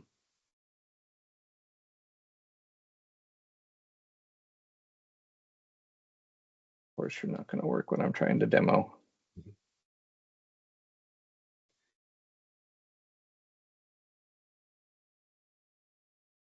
There we go. So I just picked a random spot. I know we always pick on Russian River. It's just an area a lot of us know really well. So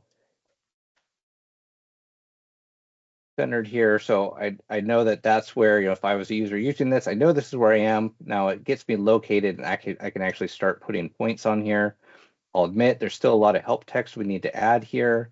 So I'm gonna drop a point of diversion. It's gonna ask me things like what name I want it to be. Another thing we're working on, side note, is what pieces of this are required. There's a lot of information we can ask about things like diversions. The one thing we're requiring right now is a name. It's something that as a data point we don't have with our existing thing, so having a name for it really helps. But there's a lot of other things we can add here, and I think someone else added or asked what's required. This is an example. I know it might not be the focus of why they were asking that, but the one thing that's interesting here is we've really, especially for the first rollout, I'm putting in data just kind of show what it looks like, but we're not requiring most of this. And especially as people get used to this, one of the things we're having here is we're recognizing that people might not be able to plot everything or may have trouble plotting it. So we're letting people, or the main thing we're requiring is a point of diversion. You need to plot a point of diversion. The other things at this point are more nice to haves. We may, as use and understanding of the system matures, we may add more things like requiring the place of use or other things before people can continue, but we're trying to keep it simple and at least allow people to get this before our staff, and staff can go back and say, I need you to add more information. So, this, like everything, it'll be an iterative process, especially because a lot of this is net new.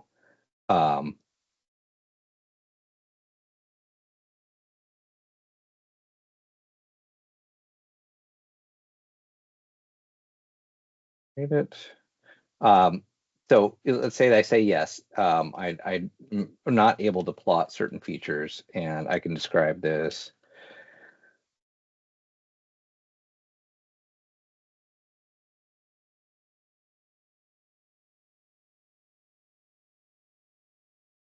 This will flag for staff that they tried to plot something. Obviously, ideally, we have everything come in electronically, but knowing that that might not work, they could at least flag for staff. Hey, I had trouble with this. Maybe I can work with you to get things. As Brent was saying, you can also add data. This will open up a general folder, and you'll be able to input geospatial data here, and it would overlay it. I apologize, I don't have a file ready to demo on this, but it would overlay it on here or wherever it is. I think Parks, one of the file upload types is KML. It's a keyhole markup language, and that actually is what Google Earth uses. So you could actually use Google Earth to make your shape files, and then they'd be useful here. And noting there's a lot of information as this gets more mature and people understand what we're asking for more. Being able to point things like points of rediversion, points of return to system. These are things that maybe most people may not understand, but more complex systems will potentially understand these, especially for like non-consumptive rights. And this also affects our ability to very quickly do analysis and water availability types of things. As part of our modernization is to have a better understanding of where things are and how they actually interact with any system. The other part I'll show here quickly is that once those things are plotted, we do ask them to, like any form that we currently do, we ask them to associate them with the tributaries and the rivers. I'll show that we are trying to help this. Of course, it probably won't work since we do have stream segment names on here, so people can look up, what streams they're on. So it's highlighted extra on this screen to try to determine, what answers to give. The only thing that's a little bit hard here is, as Brent said, this is a test environment. It doesn't load very fast right now. We're really hoping that performance improves. In this case, I happen to know that I am on Dry Creek. Which there's 500 in California. And then the next part I wanted to show you is just some of the automatic treatment. So, since that was plotted, number one, you can see that at the top here, it said, by the way, you're in the North Coast In-Stream Flow Policy. So it gives a flag there. It also goes in and said, this is all the data that it pulled in. It pulled in the lat long, east and north, HUC information, county, all these are things that we don't need to ask anymore because it is already being geospatially associated with it based on where you plot things, and it'll do this breakdown for every point. Another example of where we probably need more descriptive text here to make sure that people really understand what we're doing. Yeah, that's the geo enrichment. We have a slew of hands up here. Let's take a few questions. Are you done with the demo part? Yeah. Good. Great. Pat New, looks like you're first in line there. Thank you. So I have two questions actually. One is an observation, one's more of a question. For the place of use, I can see that you're asking for polygons, which obviously makes sense for agricultural water use. But so I'm with PG&E, and our place of use is primarily powerhouses, and it's probably more appropriate to allow for a point, a geo point to be our place of use, on this, because there really isn't any value in having a polygon to outline a powerhouse as opposed to a point location.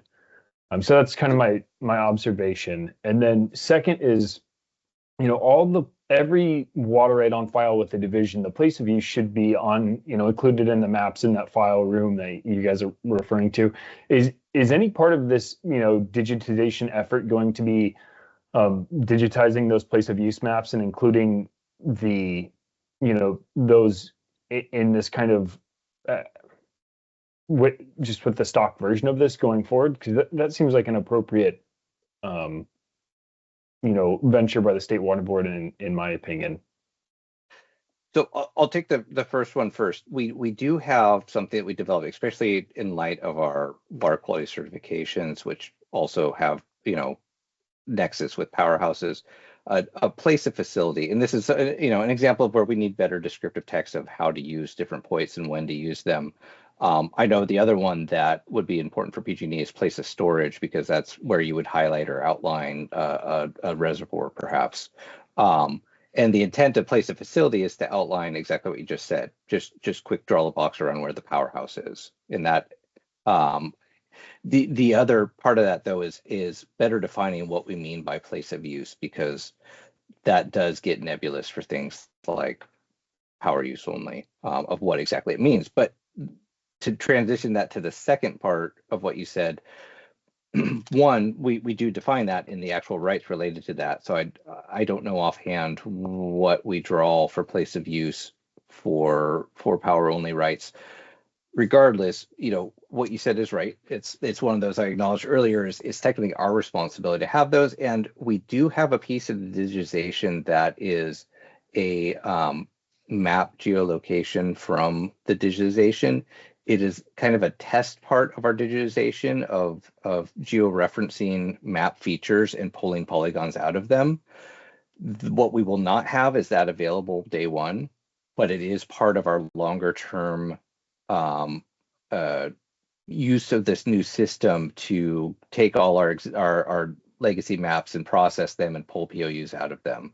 I just don't know what that timeline is going to look like. It's definitely not something that will be ready day one, but it's part of our longer term plan. Yeah, I'll jump in there. So ideally, we would have digitized all 7 million records prior to building Cal Waters. It all came at once. And because of that funding, we had to build the data system first, digitize the records later, or now and into later. And it's going to take us some years to get those records actually digitized. Only some of them will be geo-referenceable. We have a lot of places of use that they're so old, there's no modern map or analog to locate them really. So those would have to we have to work with the reporters to figure out where those really old POUs are, or it's now a Walmart parking lot or whatever. But the actual data themselves that come into the system through the GIS are going to be way easier and more accurate to input. So the hope is for those that we can actually digitize and get in there, sure, we're going to do our best. It'll be in the years to come. But what would be great is if we could just get that water right digitized to show the reporter and then let them come in here and do it, like in the more modern sort of format. At least that's sort of the hope. It'd be the easiest way to go about it, especially for those difficult POUs on paper. Yeah, I understand it's a huge workload. I was asking if it was going to be a part of the process at some point. Jeff, going back to what you said, though, I think I was trying to get at, it would be because under our water rights, a place of use is generally given as just a powerhouse. I think it would be appropriate to allow for water users to either provide a polygon or a point location in place of use, to just provide a point location for the powerhouse, is what I was getting at. But that's all. No, understood. And at the very least, we need more direction. But again, the aim of this system is inputting new rights, and again, that's not what the majority of our use is going to be. It's really how to work with existing rights. So I think that is more dealing with how do we want to ingest existing PG&E rights, unless PG&E is expecting to apply for a lot more powerhouses. But it's in that case, it's really more about how we bring over existing rights and existing right features based in our paper records.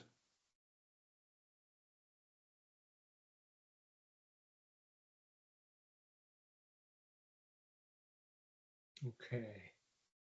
Thanks, Pat. Next up, we have Brom.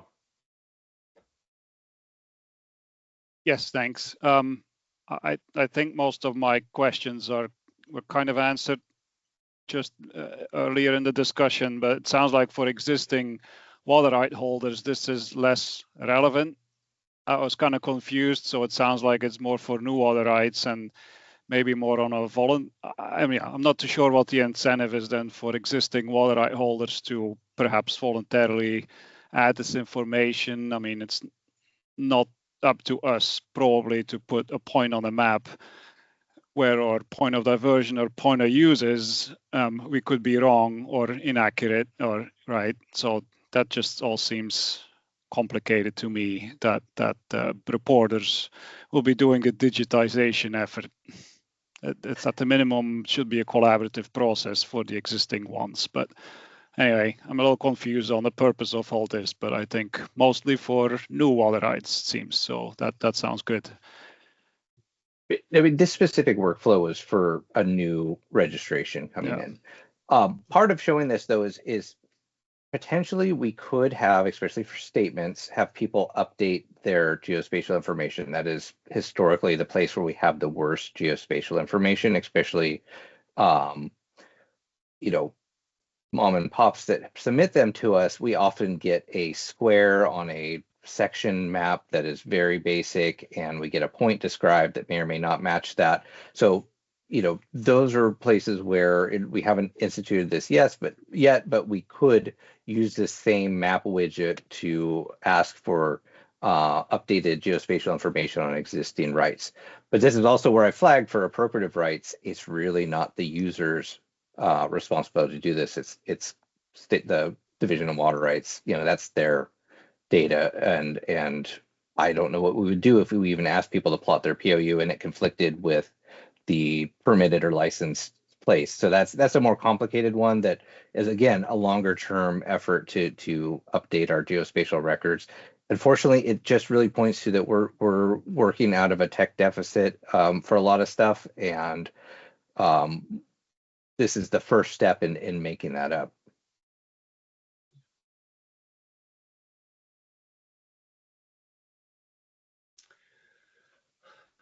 Jack, looks like you're next.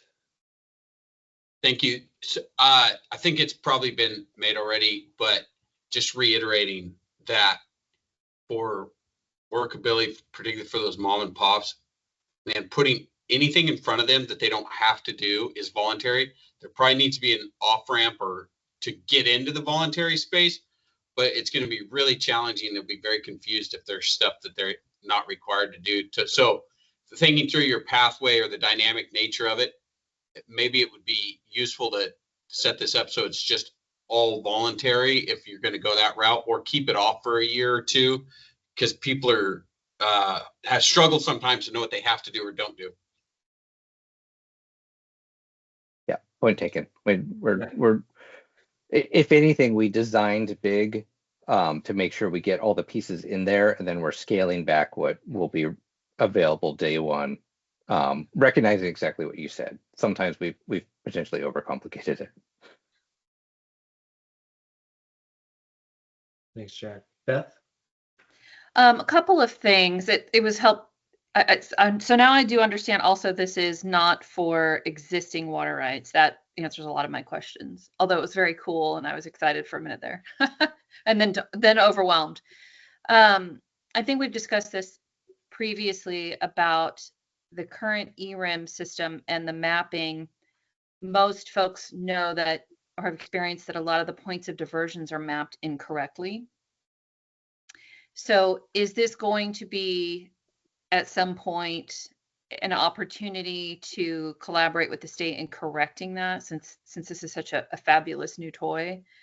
And second point to that is that the district, we use Esri for our work. And so I would be happy to volunteer, trying to play with that and see what happens when we maybe upload things, or, just play around with it. That's fun stuff to me. So there's an offer for you. Great. We have a volunteer for testing. That's great. Yeah, we're excited to open it up and get that granular feedback. Absolutely. It just in general, this is part of what we developed with Deloitte, was kind of a very modular development, in that we tried to design this thing and apply it universally, and that we didn't want to build one-offs of every tool. We wanted to build a module and apply it where needed. So I could see a place where this tool is maybe nested in a help request with the state, where say you could say, I don't see my points plotted right. Here's the points as I see them, and be able to do a back and forth with staff. So definitely potential for using this as a tool in other places.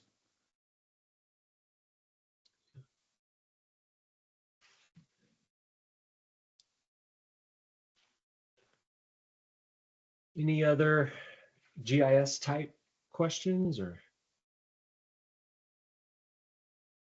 Okay. And I'll say just in general, just on the mom and pop thing, I know that putting a lot of information on the page is hard, because people see things and think they need to use it. I know that's a big tendency we see. In general, though, what is actually required, and we probably can do a better job of marking visually on here what is actually required. What is actually required is very low, especially for the initial rollout. And our expectation is that if it's not clear, staff will, as they do now with paper forms, work with the submitter to iteratively understand what is going on with that project. So definitely we have work to do visually, but behind the scenes, it's definitely already set up to be somewhat relaxed in the initial piece.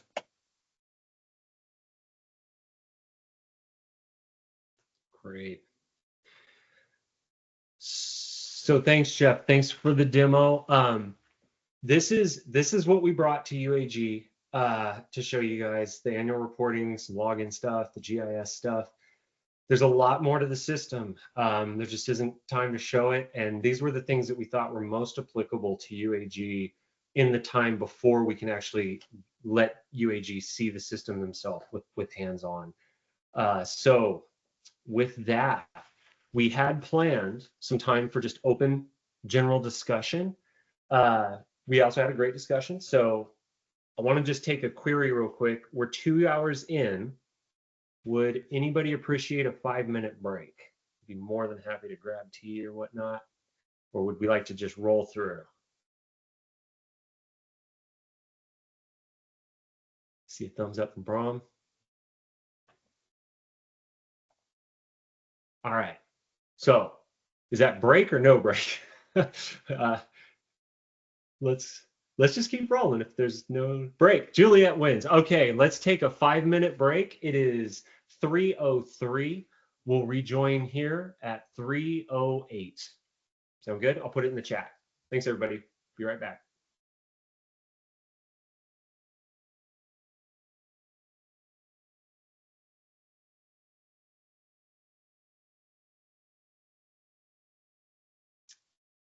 All right. We'll let folks file in.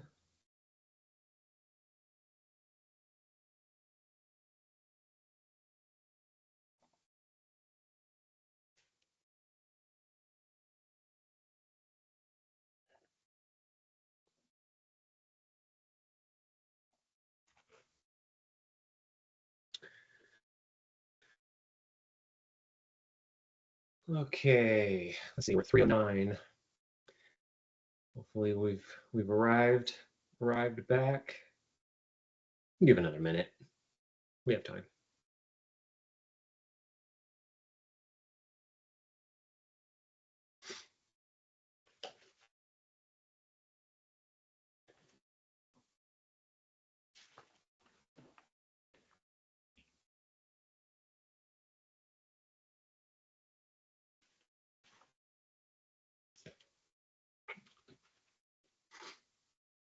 Okay. All right, so let's head into the final part of this UAG meeting. There's only a couple things left to do. One is open discussion. I have some leading thoughts and stuff, but I just kind of wanted to open this up generally to the project. Nothing specific, it could be anything for open discussion. Any topics that have come to mind throughout our demonstrations or just since we last met that may relate to Upward Cal Waters?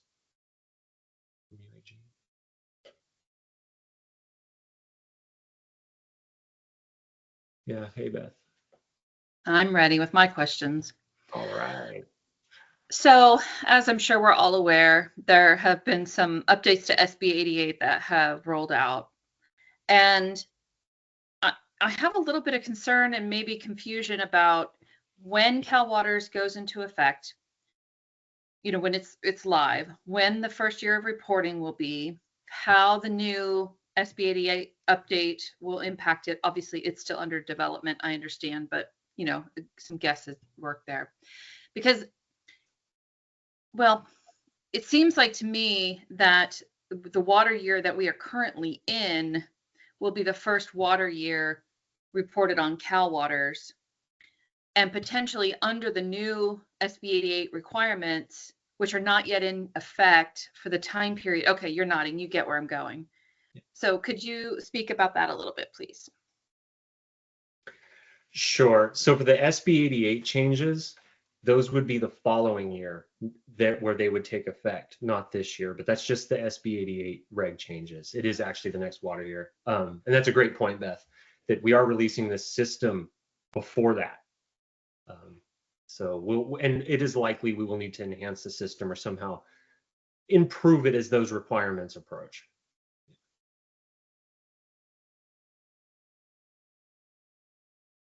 Are there other SB 88 potential requirements or new things that you're adapting Cal Waters to address? So, for example, I know some folks are required to do telemetry.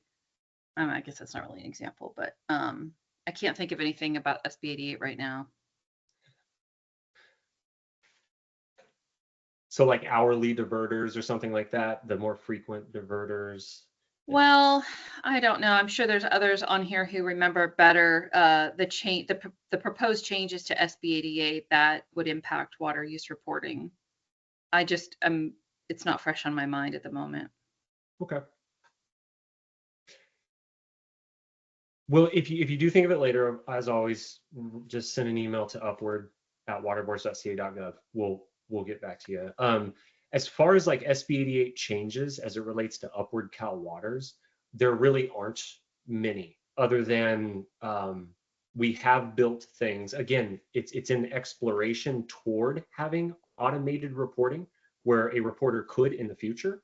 hook up to our data system automatically and do real streaming data. Again, this is not a requirement. It is not part of the SB 88 revisions. It's something that we tooled in as a possibility for later on, because we know we do have advanced reporters that have that capability and have asked for that sort of thing. But nothing's in concrete according to the SB 88 changes at this point. And I don't really see it affecting too much now, but who knows? We might see an effect. Yeah. Okay, that answers everything. Thanks. Yeah. Brent, do you want me to quickly go over the release timeline, or do you want to save that? Yeah, so actually, that's actually the next slide. We're gonna, the final slide is our timeline. Is that what you're talking about, Jeff, where we go live? Well, I also have the more detailed version too, but I don't know if you want me to. Let's go for it. Let's go for it. Just on Beth's comment, and then we'll get to Pat.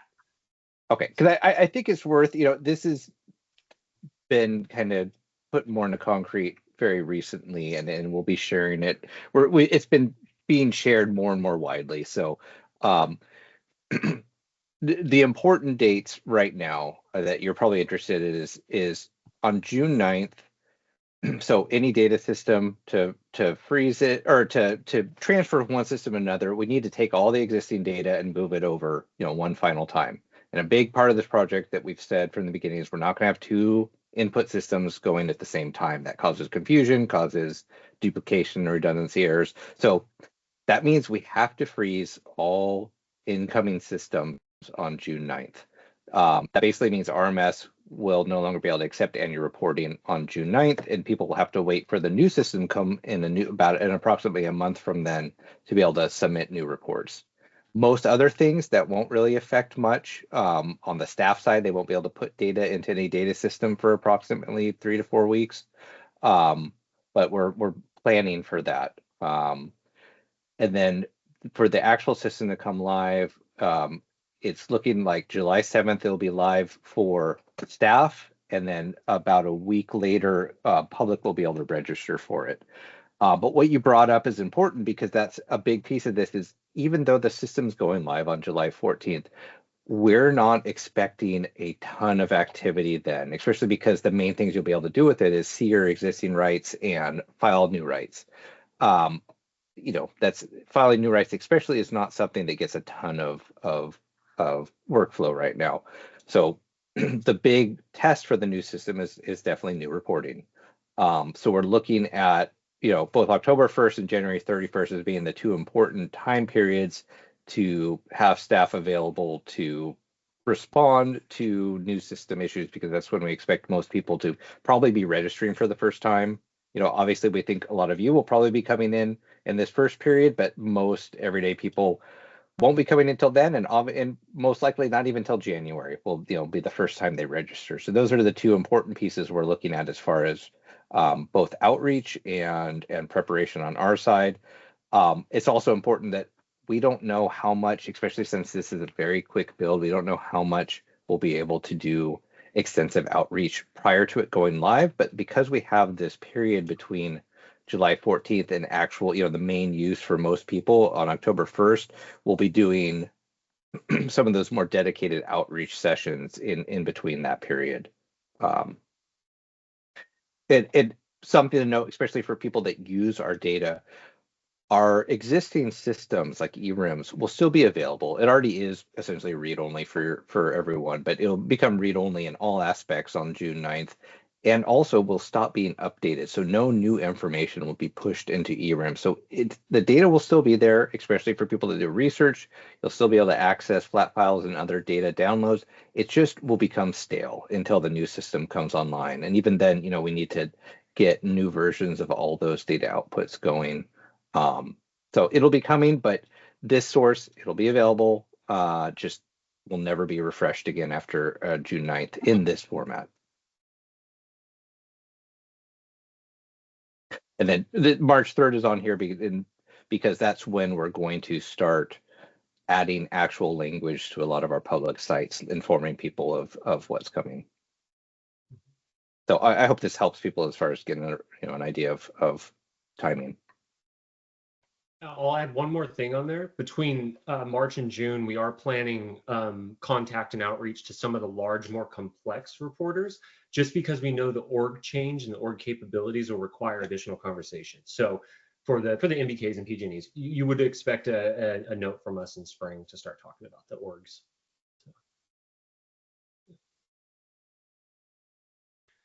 Oh, okay. Thanks, Parks. That was actually very, very important. Thanks for adding that in there. And I think Pat, I think, yeah, you're first in line. Yeah. Yeah, and thank you for showing that timeline. That's very helpful. One observation, and I guess I will preface this by saying I didn't join until about an hour late, so maybe this was covered before that, so apologies if it was. But one of the things that I noted was that there's the change to reporting, providing monthly totals by point of diversion, which is new in this system, right? In the past, it's been a single monthly amount for the water right. Well, I would kind of remind the division, I'm sure you're aware of this, that a lot of the reporters have built their accounting models to provide data in that format, right? To summarize it into that monthly amount.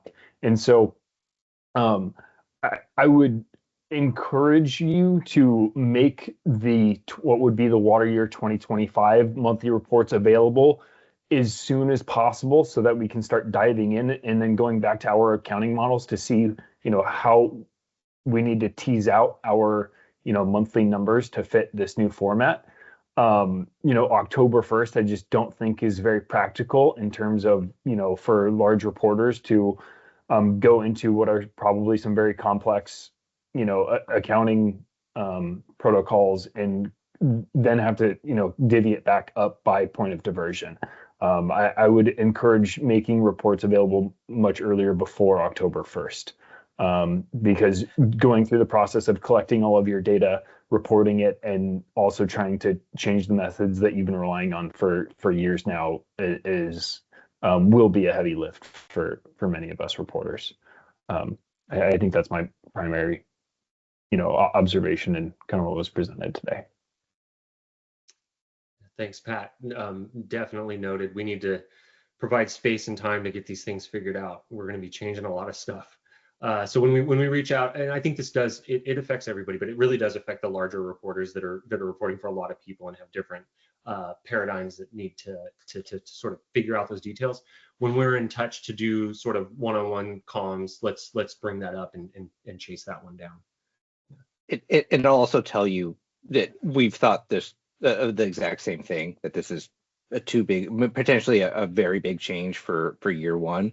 And so what we've already asked Deloitte to design towards is to not make the reporting by POD required year one, that it'll be available so people can see it and understand what it is, but that it's really just the roll-ups, exactly like it's reported now, that will be required year one. So kind of like a soft launch where you could see what the full part of it is, but the only parts required is exactly the same as it is. I don't know, we're still presenting to the board and other places to confirm these approaches, but that's just letting you know we've had the same concerns. I've gotten nervous in the same way with this, so we already have a contingency plan for that.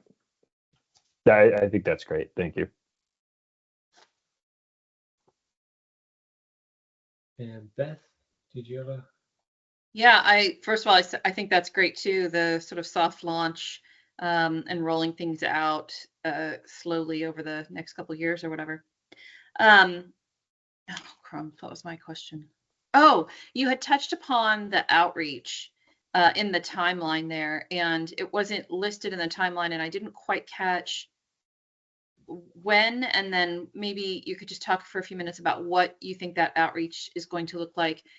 And let me also say, some of us, like in our watershed, we work pretty closely together across all the different organizations. We're a small community. And so, being able for me to be able to support others, individual water right holders, with information and everything, that would be really helpful if we get those notices out, and also just to be able to help them actually do it. So I'll give an overview of our outreach concepts sort of at the macro 1 year level. So the next year, basically. Initially, over the next few months, since we're still in development, we're going to be focusing on the org structures. So it'll be mainly those that have multiple rights that they're reporting for agent sides.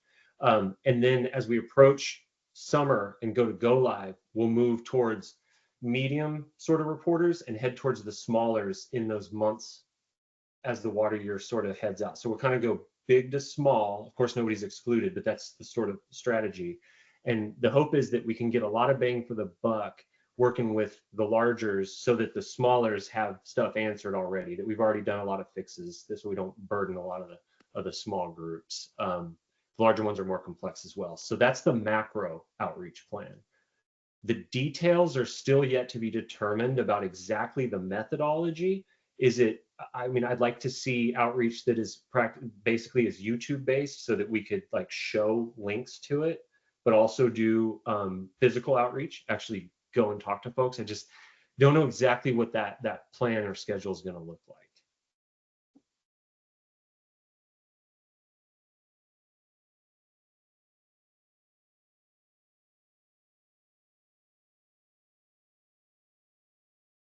Is any of that outreach going to include a suggestion, or maybe it could, because it's definitely what I'm going to do, is I'm going to suggest that folks go check it out when it's, you know, starts up in maybe like in August, go start the process so that they're not burdened. I mean, I'm sure you can imagine when January rolls around, we're all in a panic to get everything put together, and that night, you know, the night that it's due, or the night before it's due, and trying to look up information and all that kind of stuff is bad enough, not to mention a whole new platform. So totally.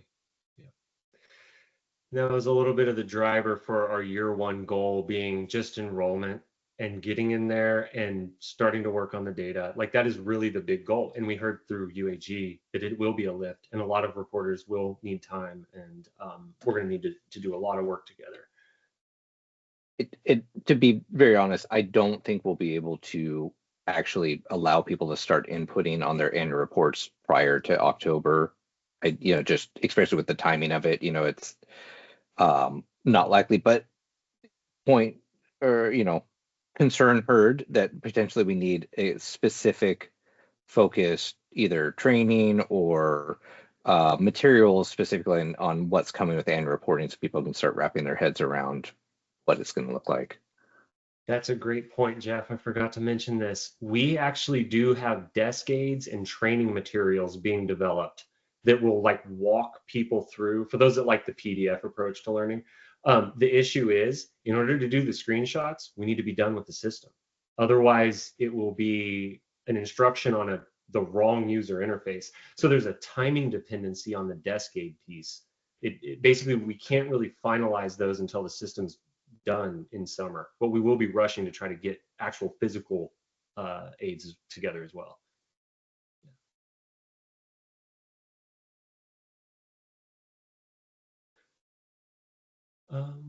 Brom, looks like you have your hand up.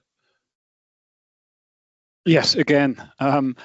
So I seem to remember that UAG was going to be able to beta test the system. Is that, maybe you'll be talking about that before we end here, but that'd be very important, I think, because there's still a lot of items you haven't touched on the details on how we input measurement devices and, the multiple PODs, and I wonder how that will all play out. I hope really it will be improved from the current submission system.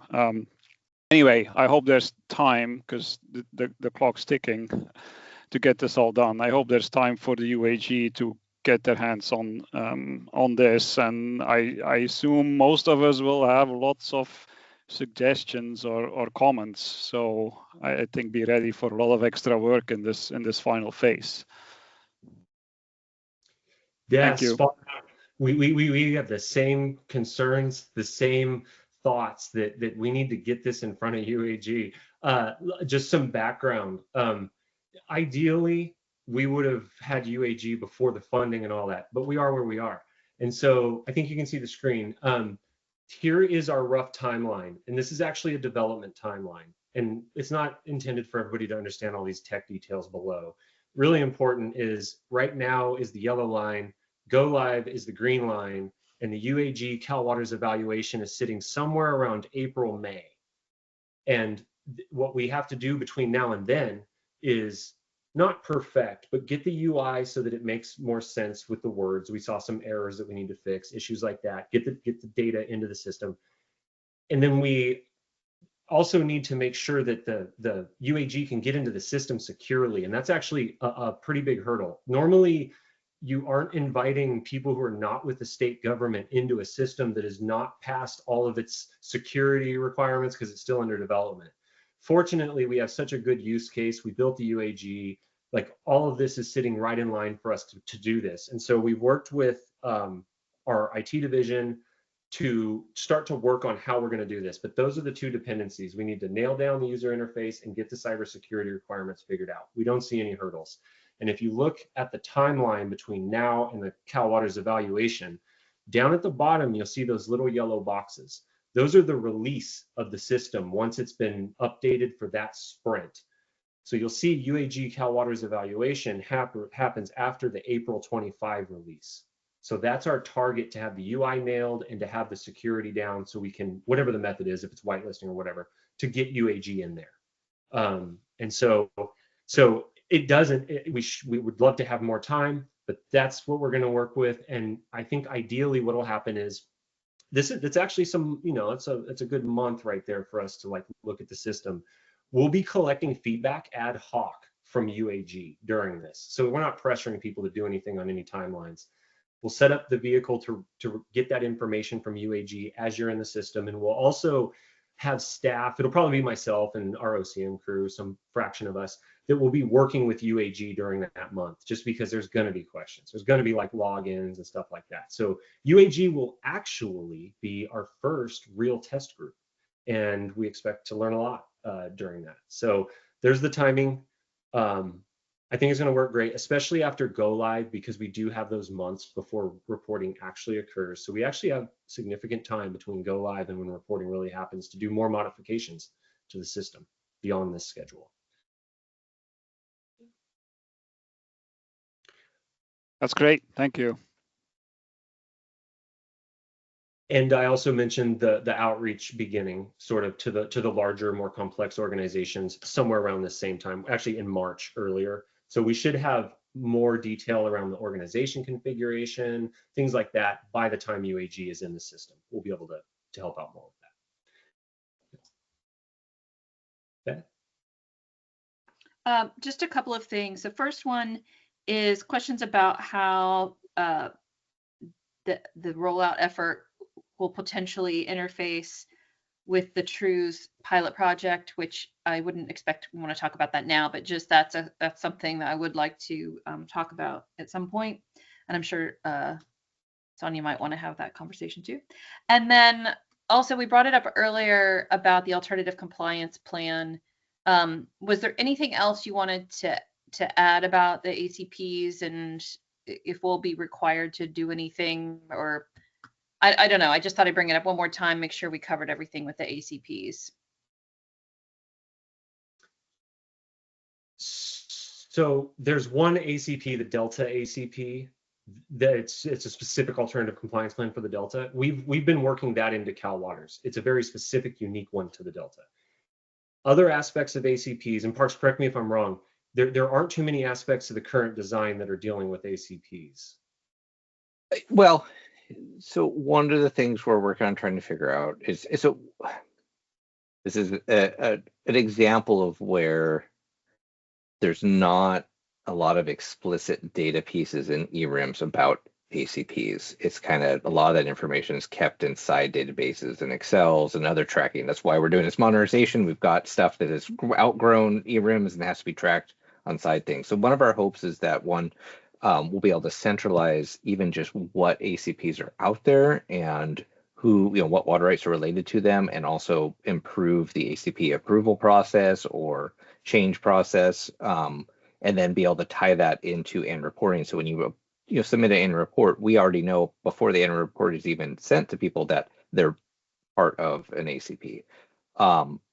Again, all that working year one, I don't know if that will make sense, but it's definitely on our radar. That's one of the improvements. It even moving forward, applying for new ACPs to have a much more explicit process and make sure it's able to be tracked by people that submitted them, or whether it's individuals, whether it's a group applying for a regional ACP, that that is more explicit and tracked centrally so that everyone could be following what's going on there.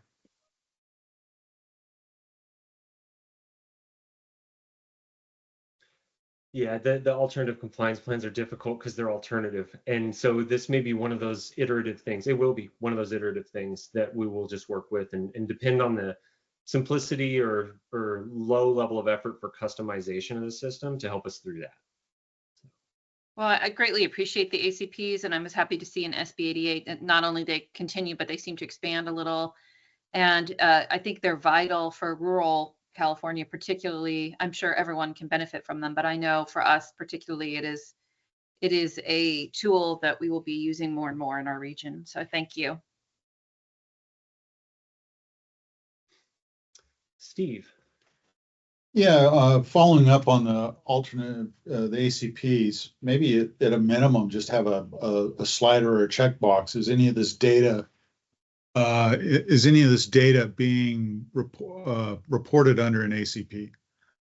Just to trigger that, so you've got a better sense of how many of those are out there. I believe we've been told if we're using an alternative compliance plan, report under it, even though we haven't heard back from the state board. So, something to just trigger that. So if there's something doesn't make sense, or if somebody's flipped that slider, we can at least proceed through that area without getting locked out or caught up. Just an idea. Awesome. Yeah, brilliant. Noted. We'll take that into development. That's a great idea.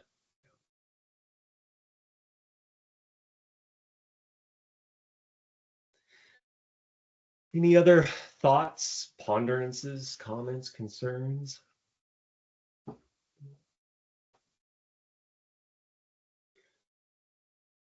Okay. Well, it does bring us to the end of the UAG meeting. I just wanted to sort of close on an offer that we always have, that the Upward Advisory Group is always welcome to send emails, comments, whatever, at any time, any day, middle of the night. Just send them to upward@waterboards.ca.gov. The feedback that we collect during this meeting is important because we're all here together at the same time talking about it, but don't let it stop you from sending more stuff to us later, ideas. As we begin working closer and closer with UAG, I'm sure our communications are going to increase in volume and variety throughout UAG. It's expected and anticipated, and we're really excited, actually. We spent years getting this thing together, and we can't wait to see the thoughts, opinions, and just ideas that come forward as we start to get this system up and running. So with that, Jeff, any last thoughts? No, just this has been really helpful because it's always nice to hear concerns that we have already flagged internally, and it's also nice to hear ones that we haven't. I mean, that's the point of doing this, is both to confirm that we're on the right track for some of the things and to make sure we're not skipping over things. So I think it's always valuable. I hope you felt it's valuable, because we find it very valuable. Yeah, true. Well, I definitely did, as you can tell from my many verbal comments. And I also think it looks great. I think it's going to be a lot easier for people to use than, when we first started talking about this. I was a little bit concerned, but I'm really impressed with the user friendliness. And I think as long as, you have the financial resources and the time resources to do significant outreach and in multiple platforms, which sounds like you're attempting to do, then I think it's pretty good. I also just stress again, like outreach to like the farm bureaus and districts like mine who are really involved in the region to help support the outreach efforts and be kind of a touchstone for answering simple questions, in a trusted advisory role. Some people will call me and not you. That's what I'm trying to say. And utilizing that sort of network as well will be helpful. And it's going to produce great data, which a lot of us know is vital. That's why we're here. Mm-hmm. Awesome. Excited to work on the telemetry research project too around this. I see some synergy in those areas. So.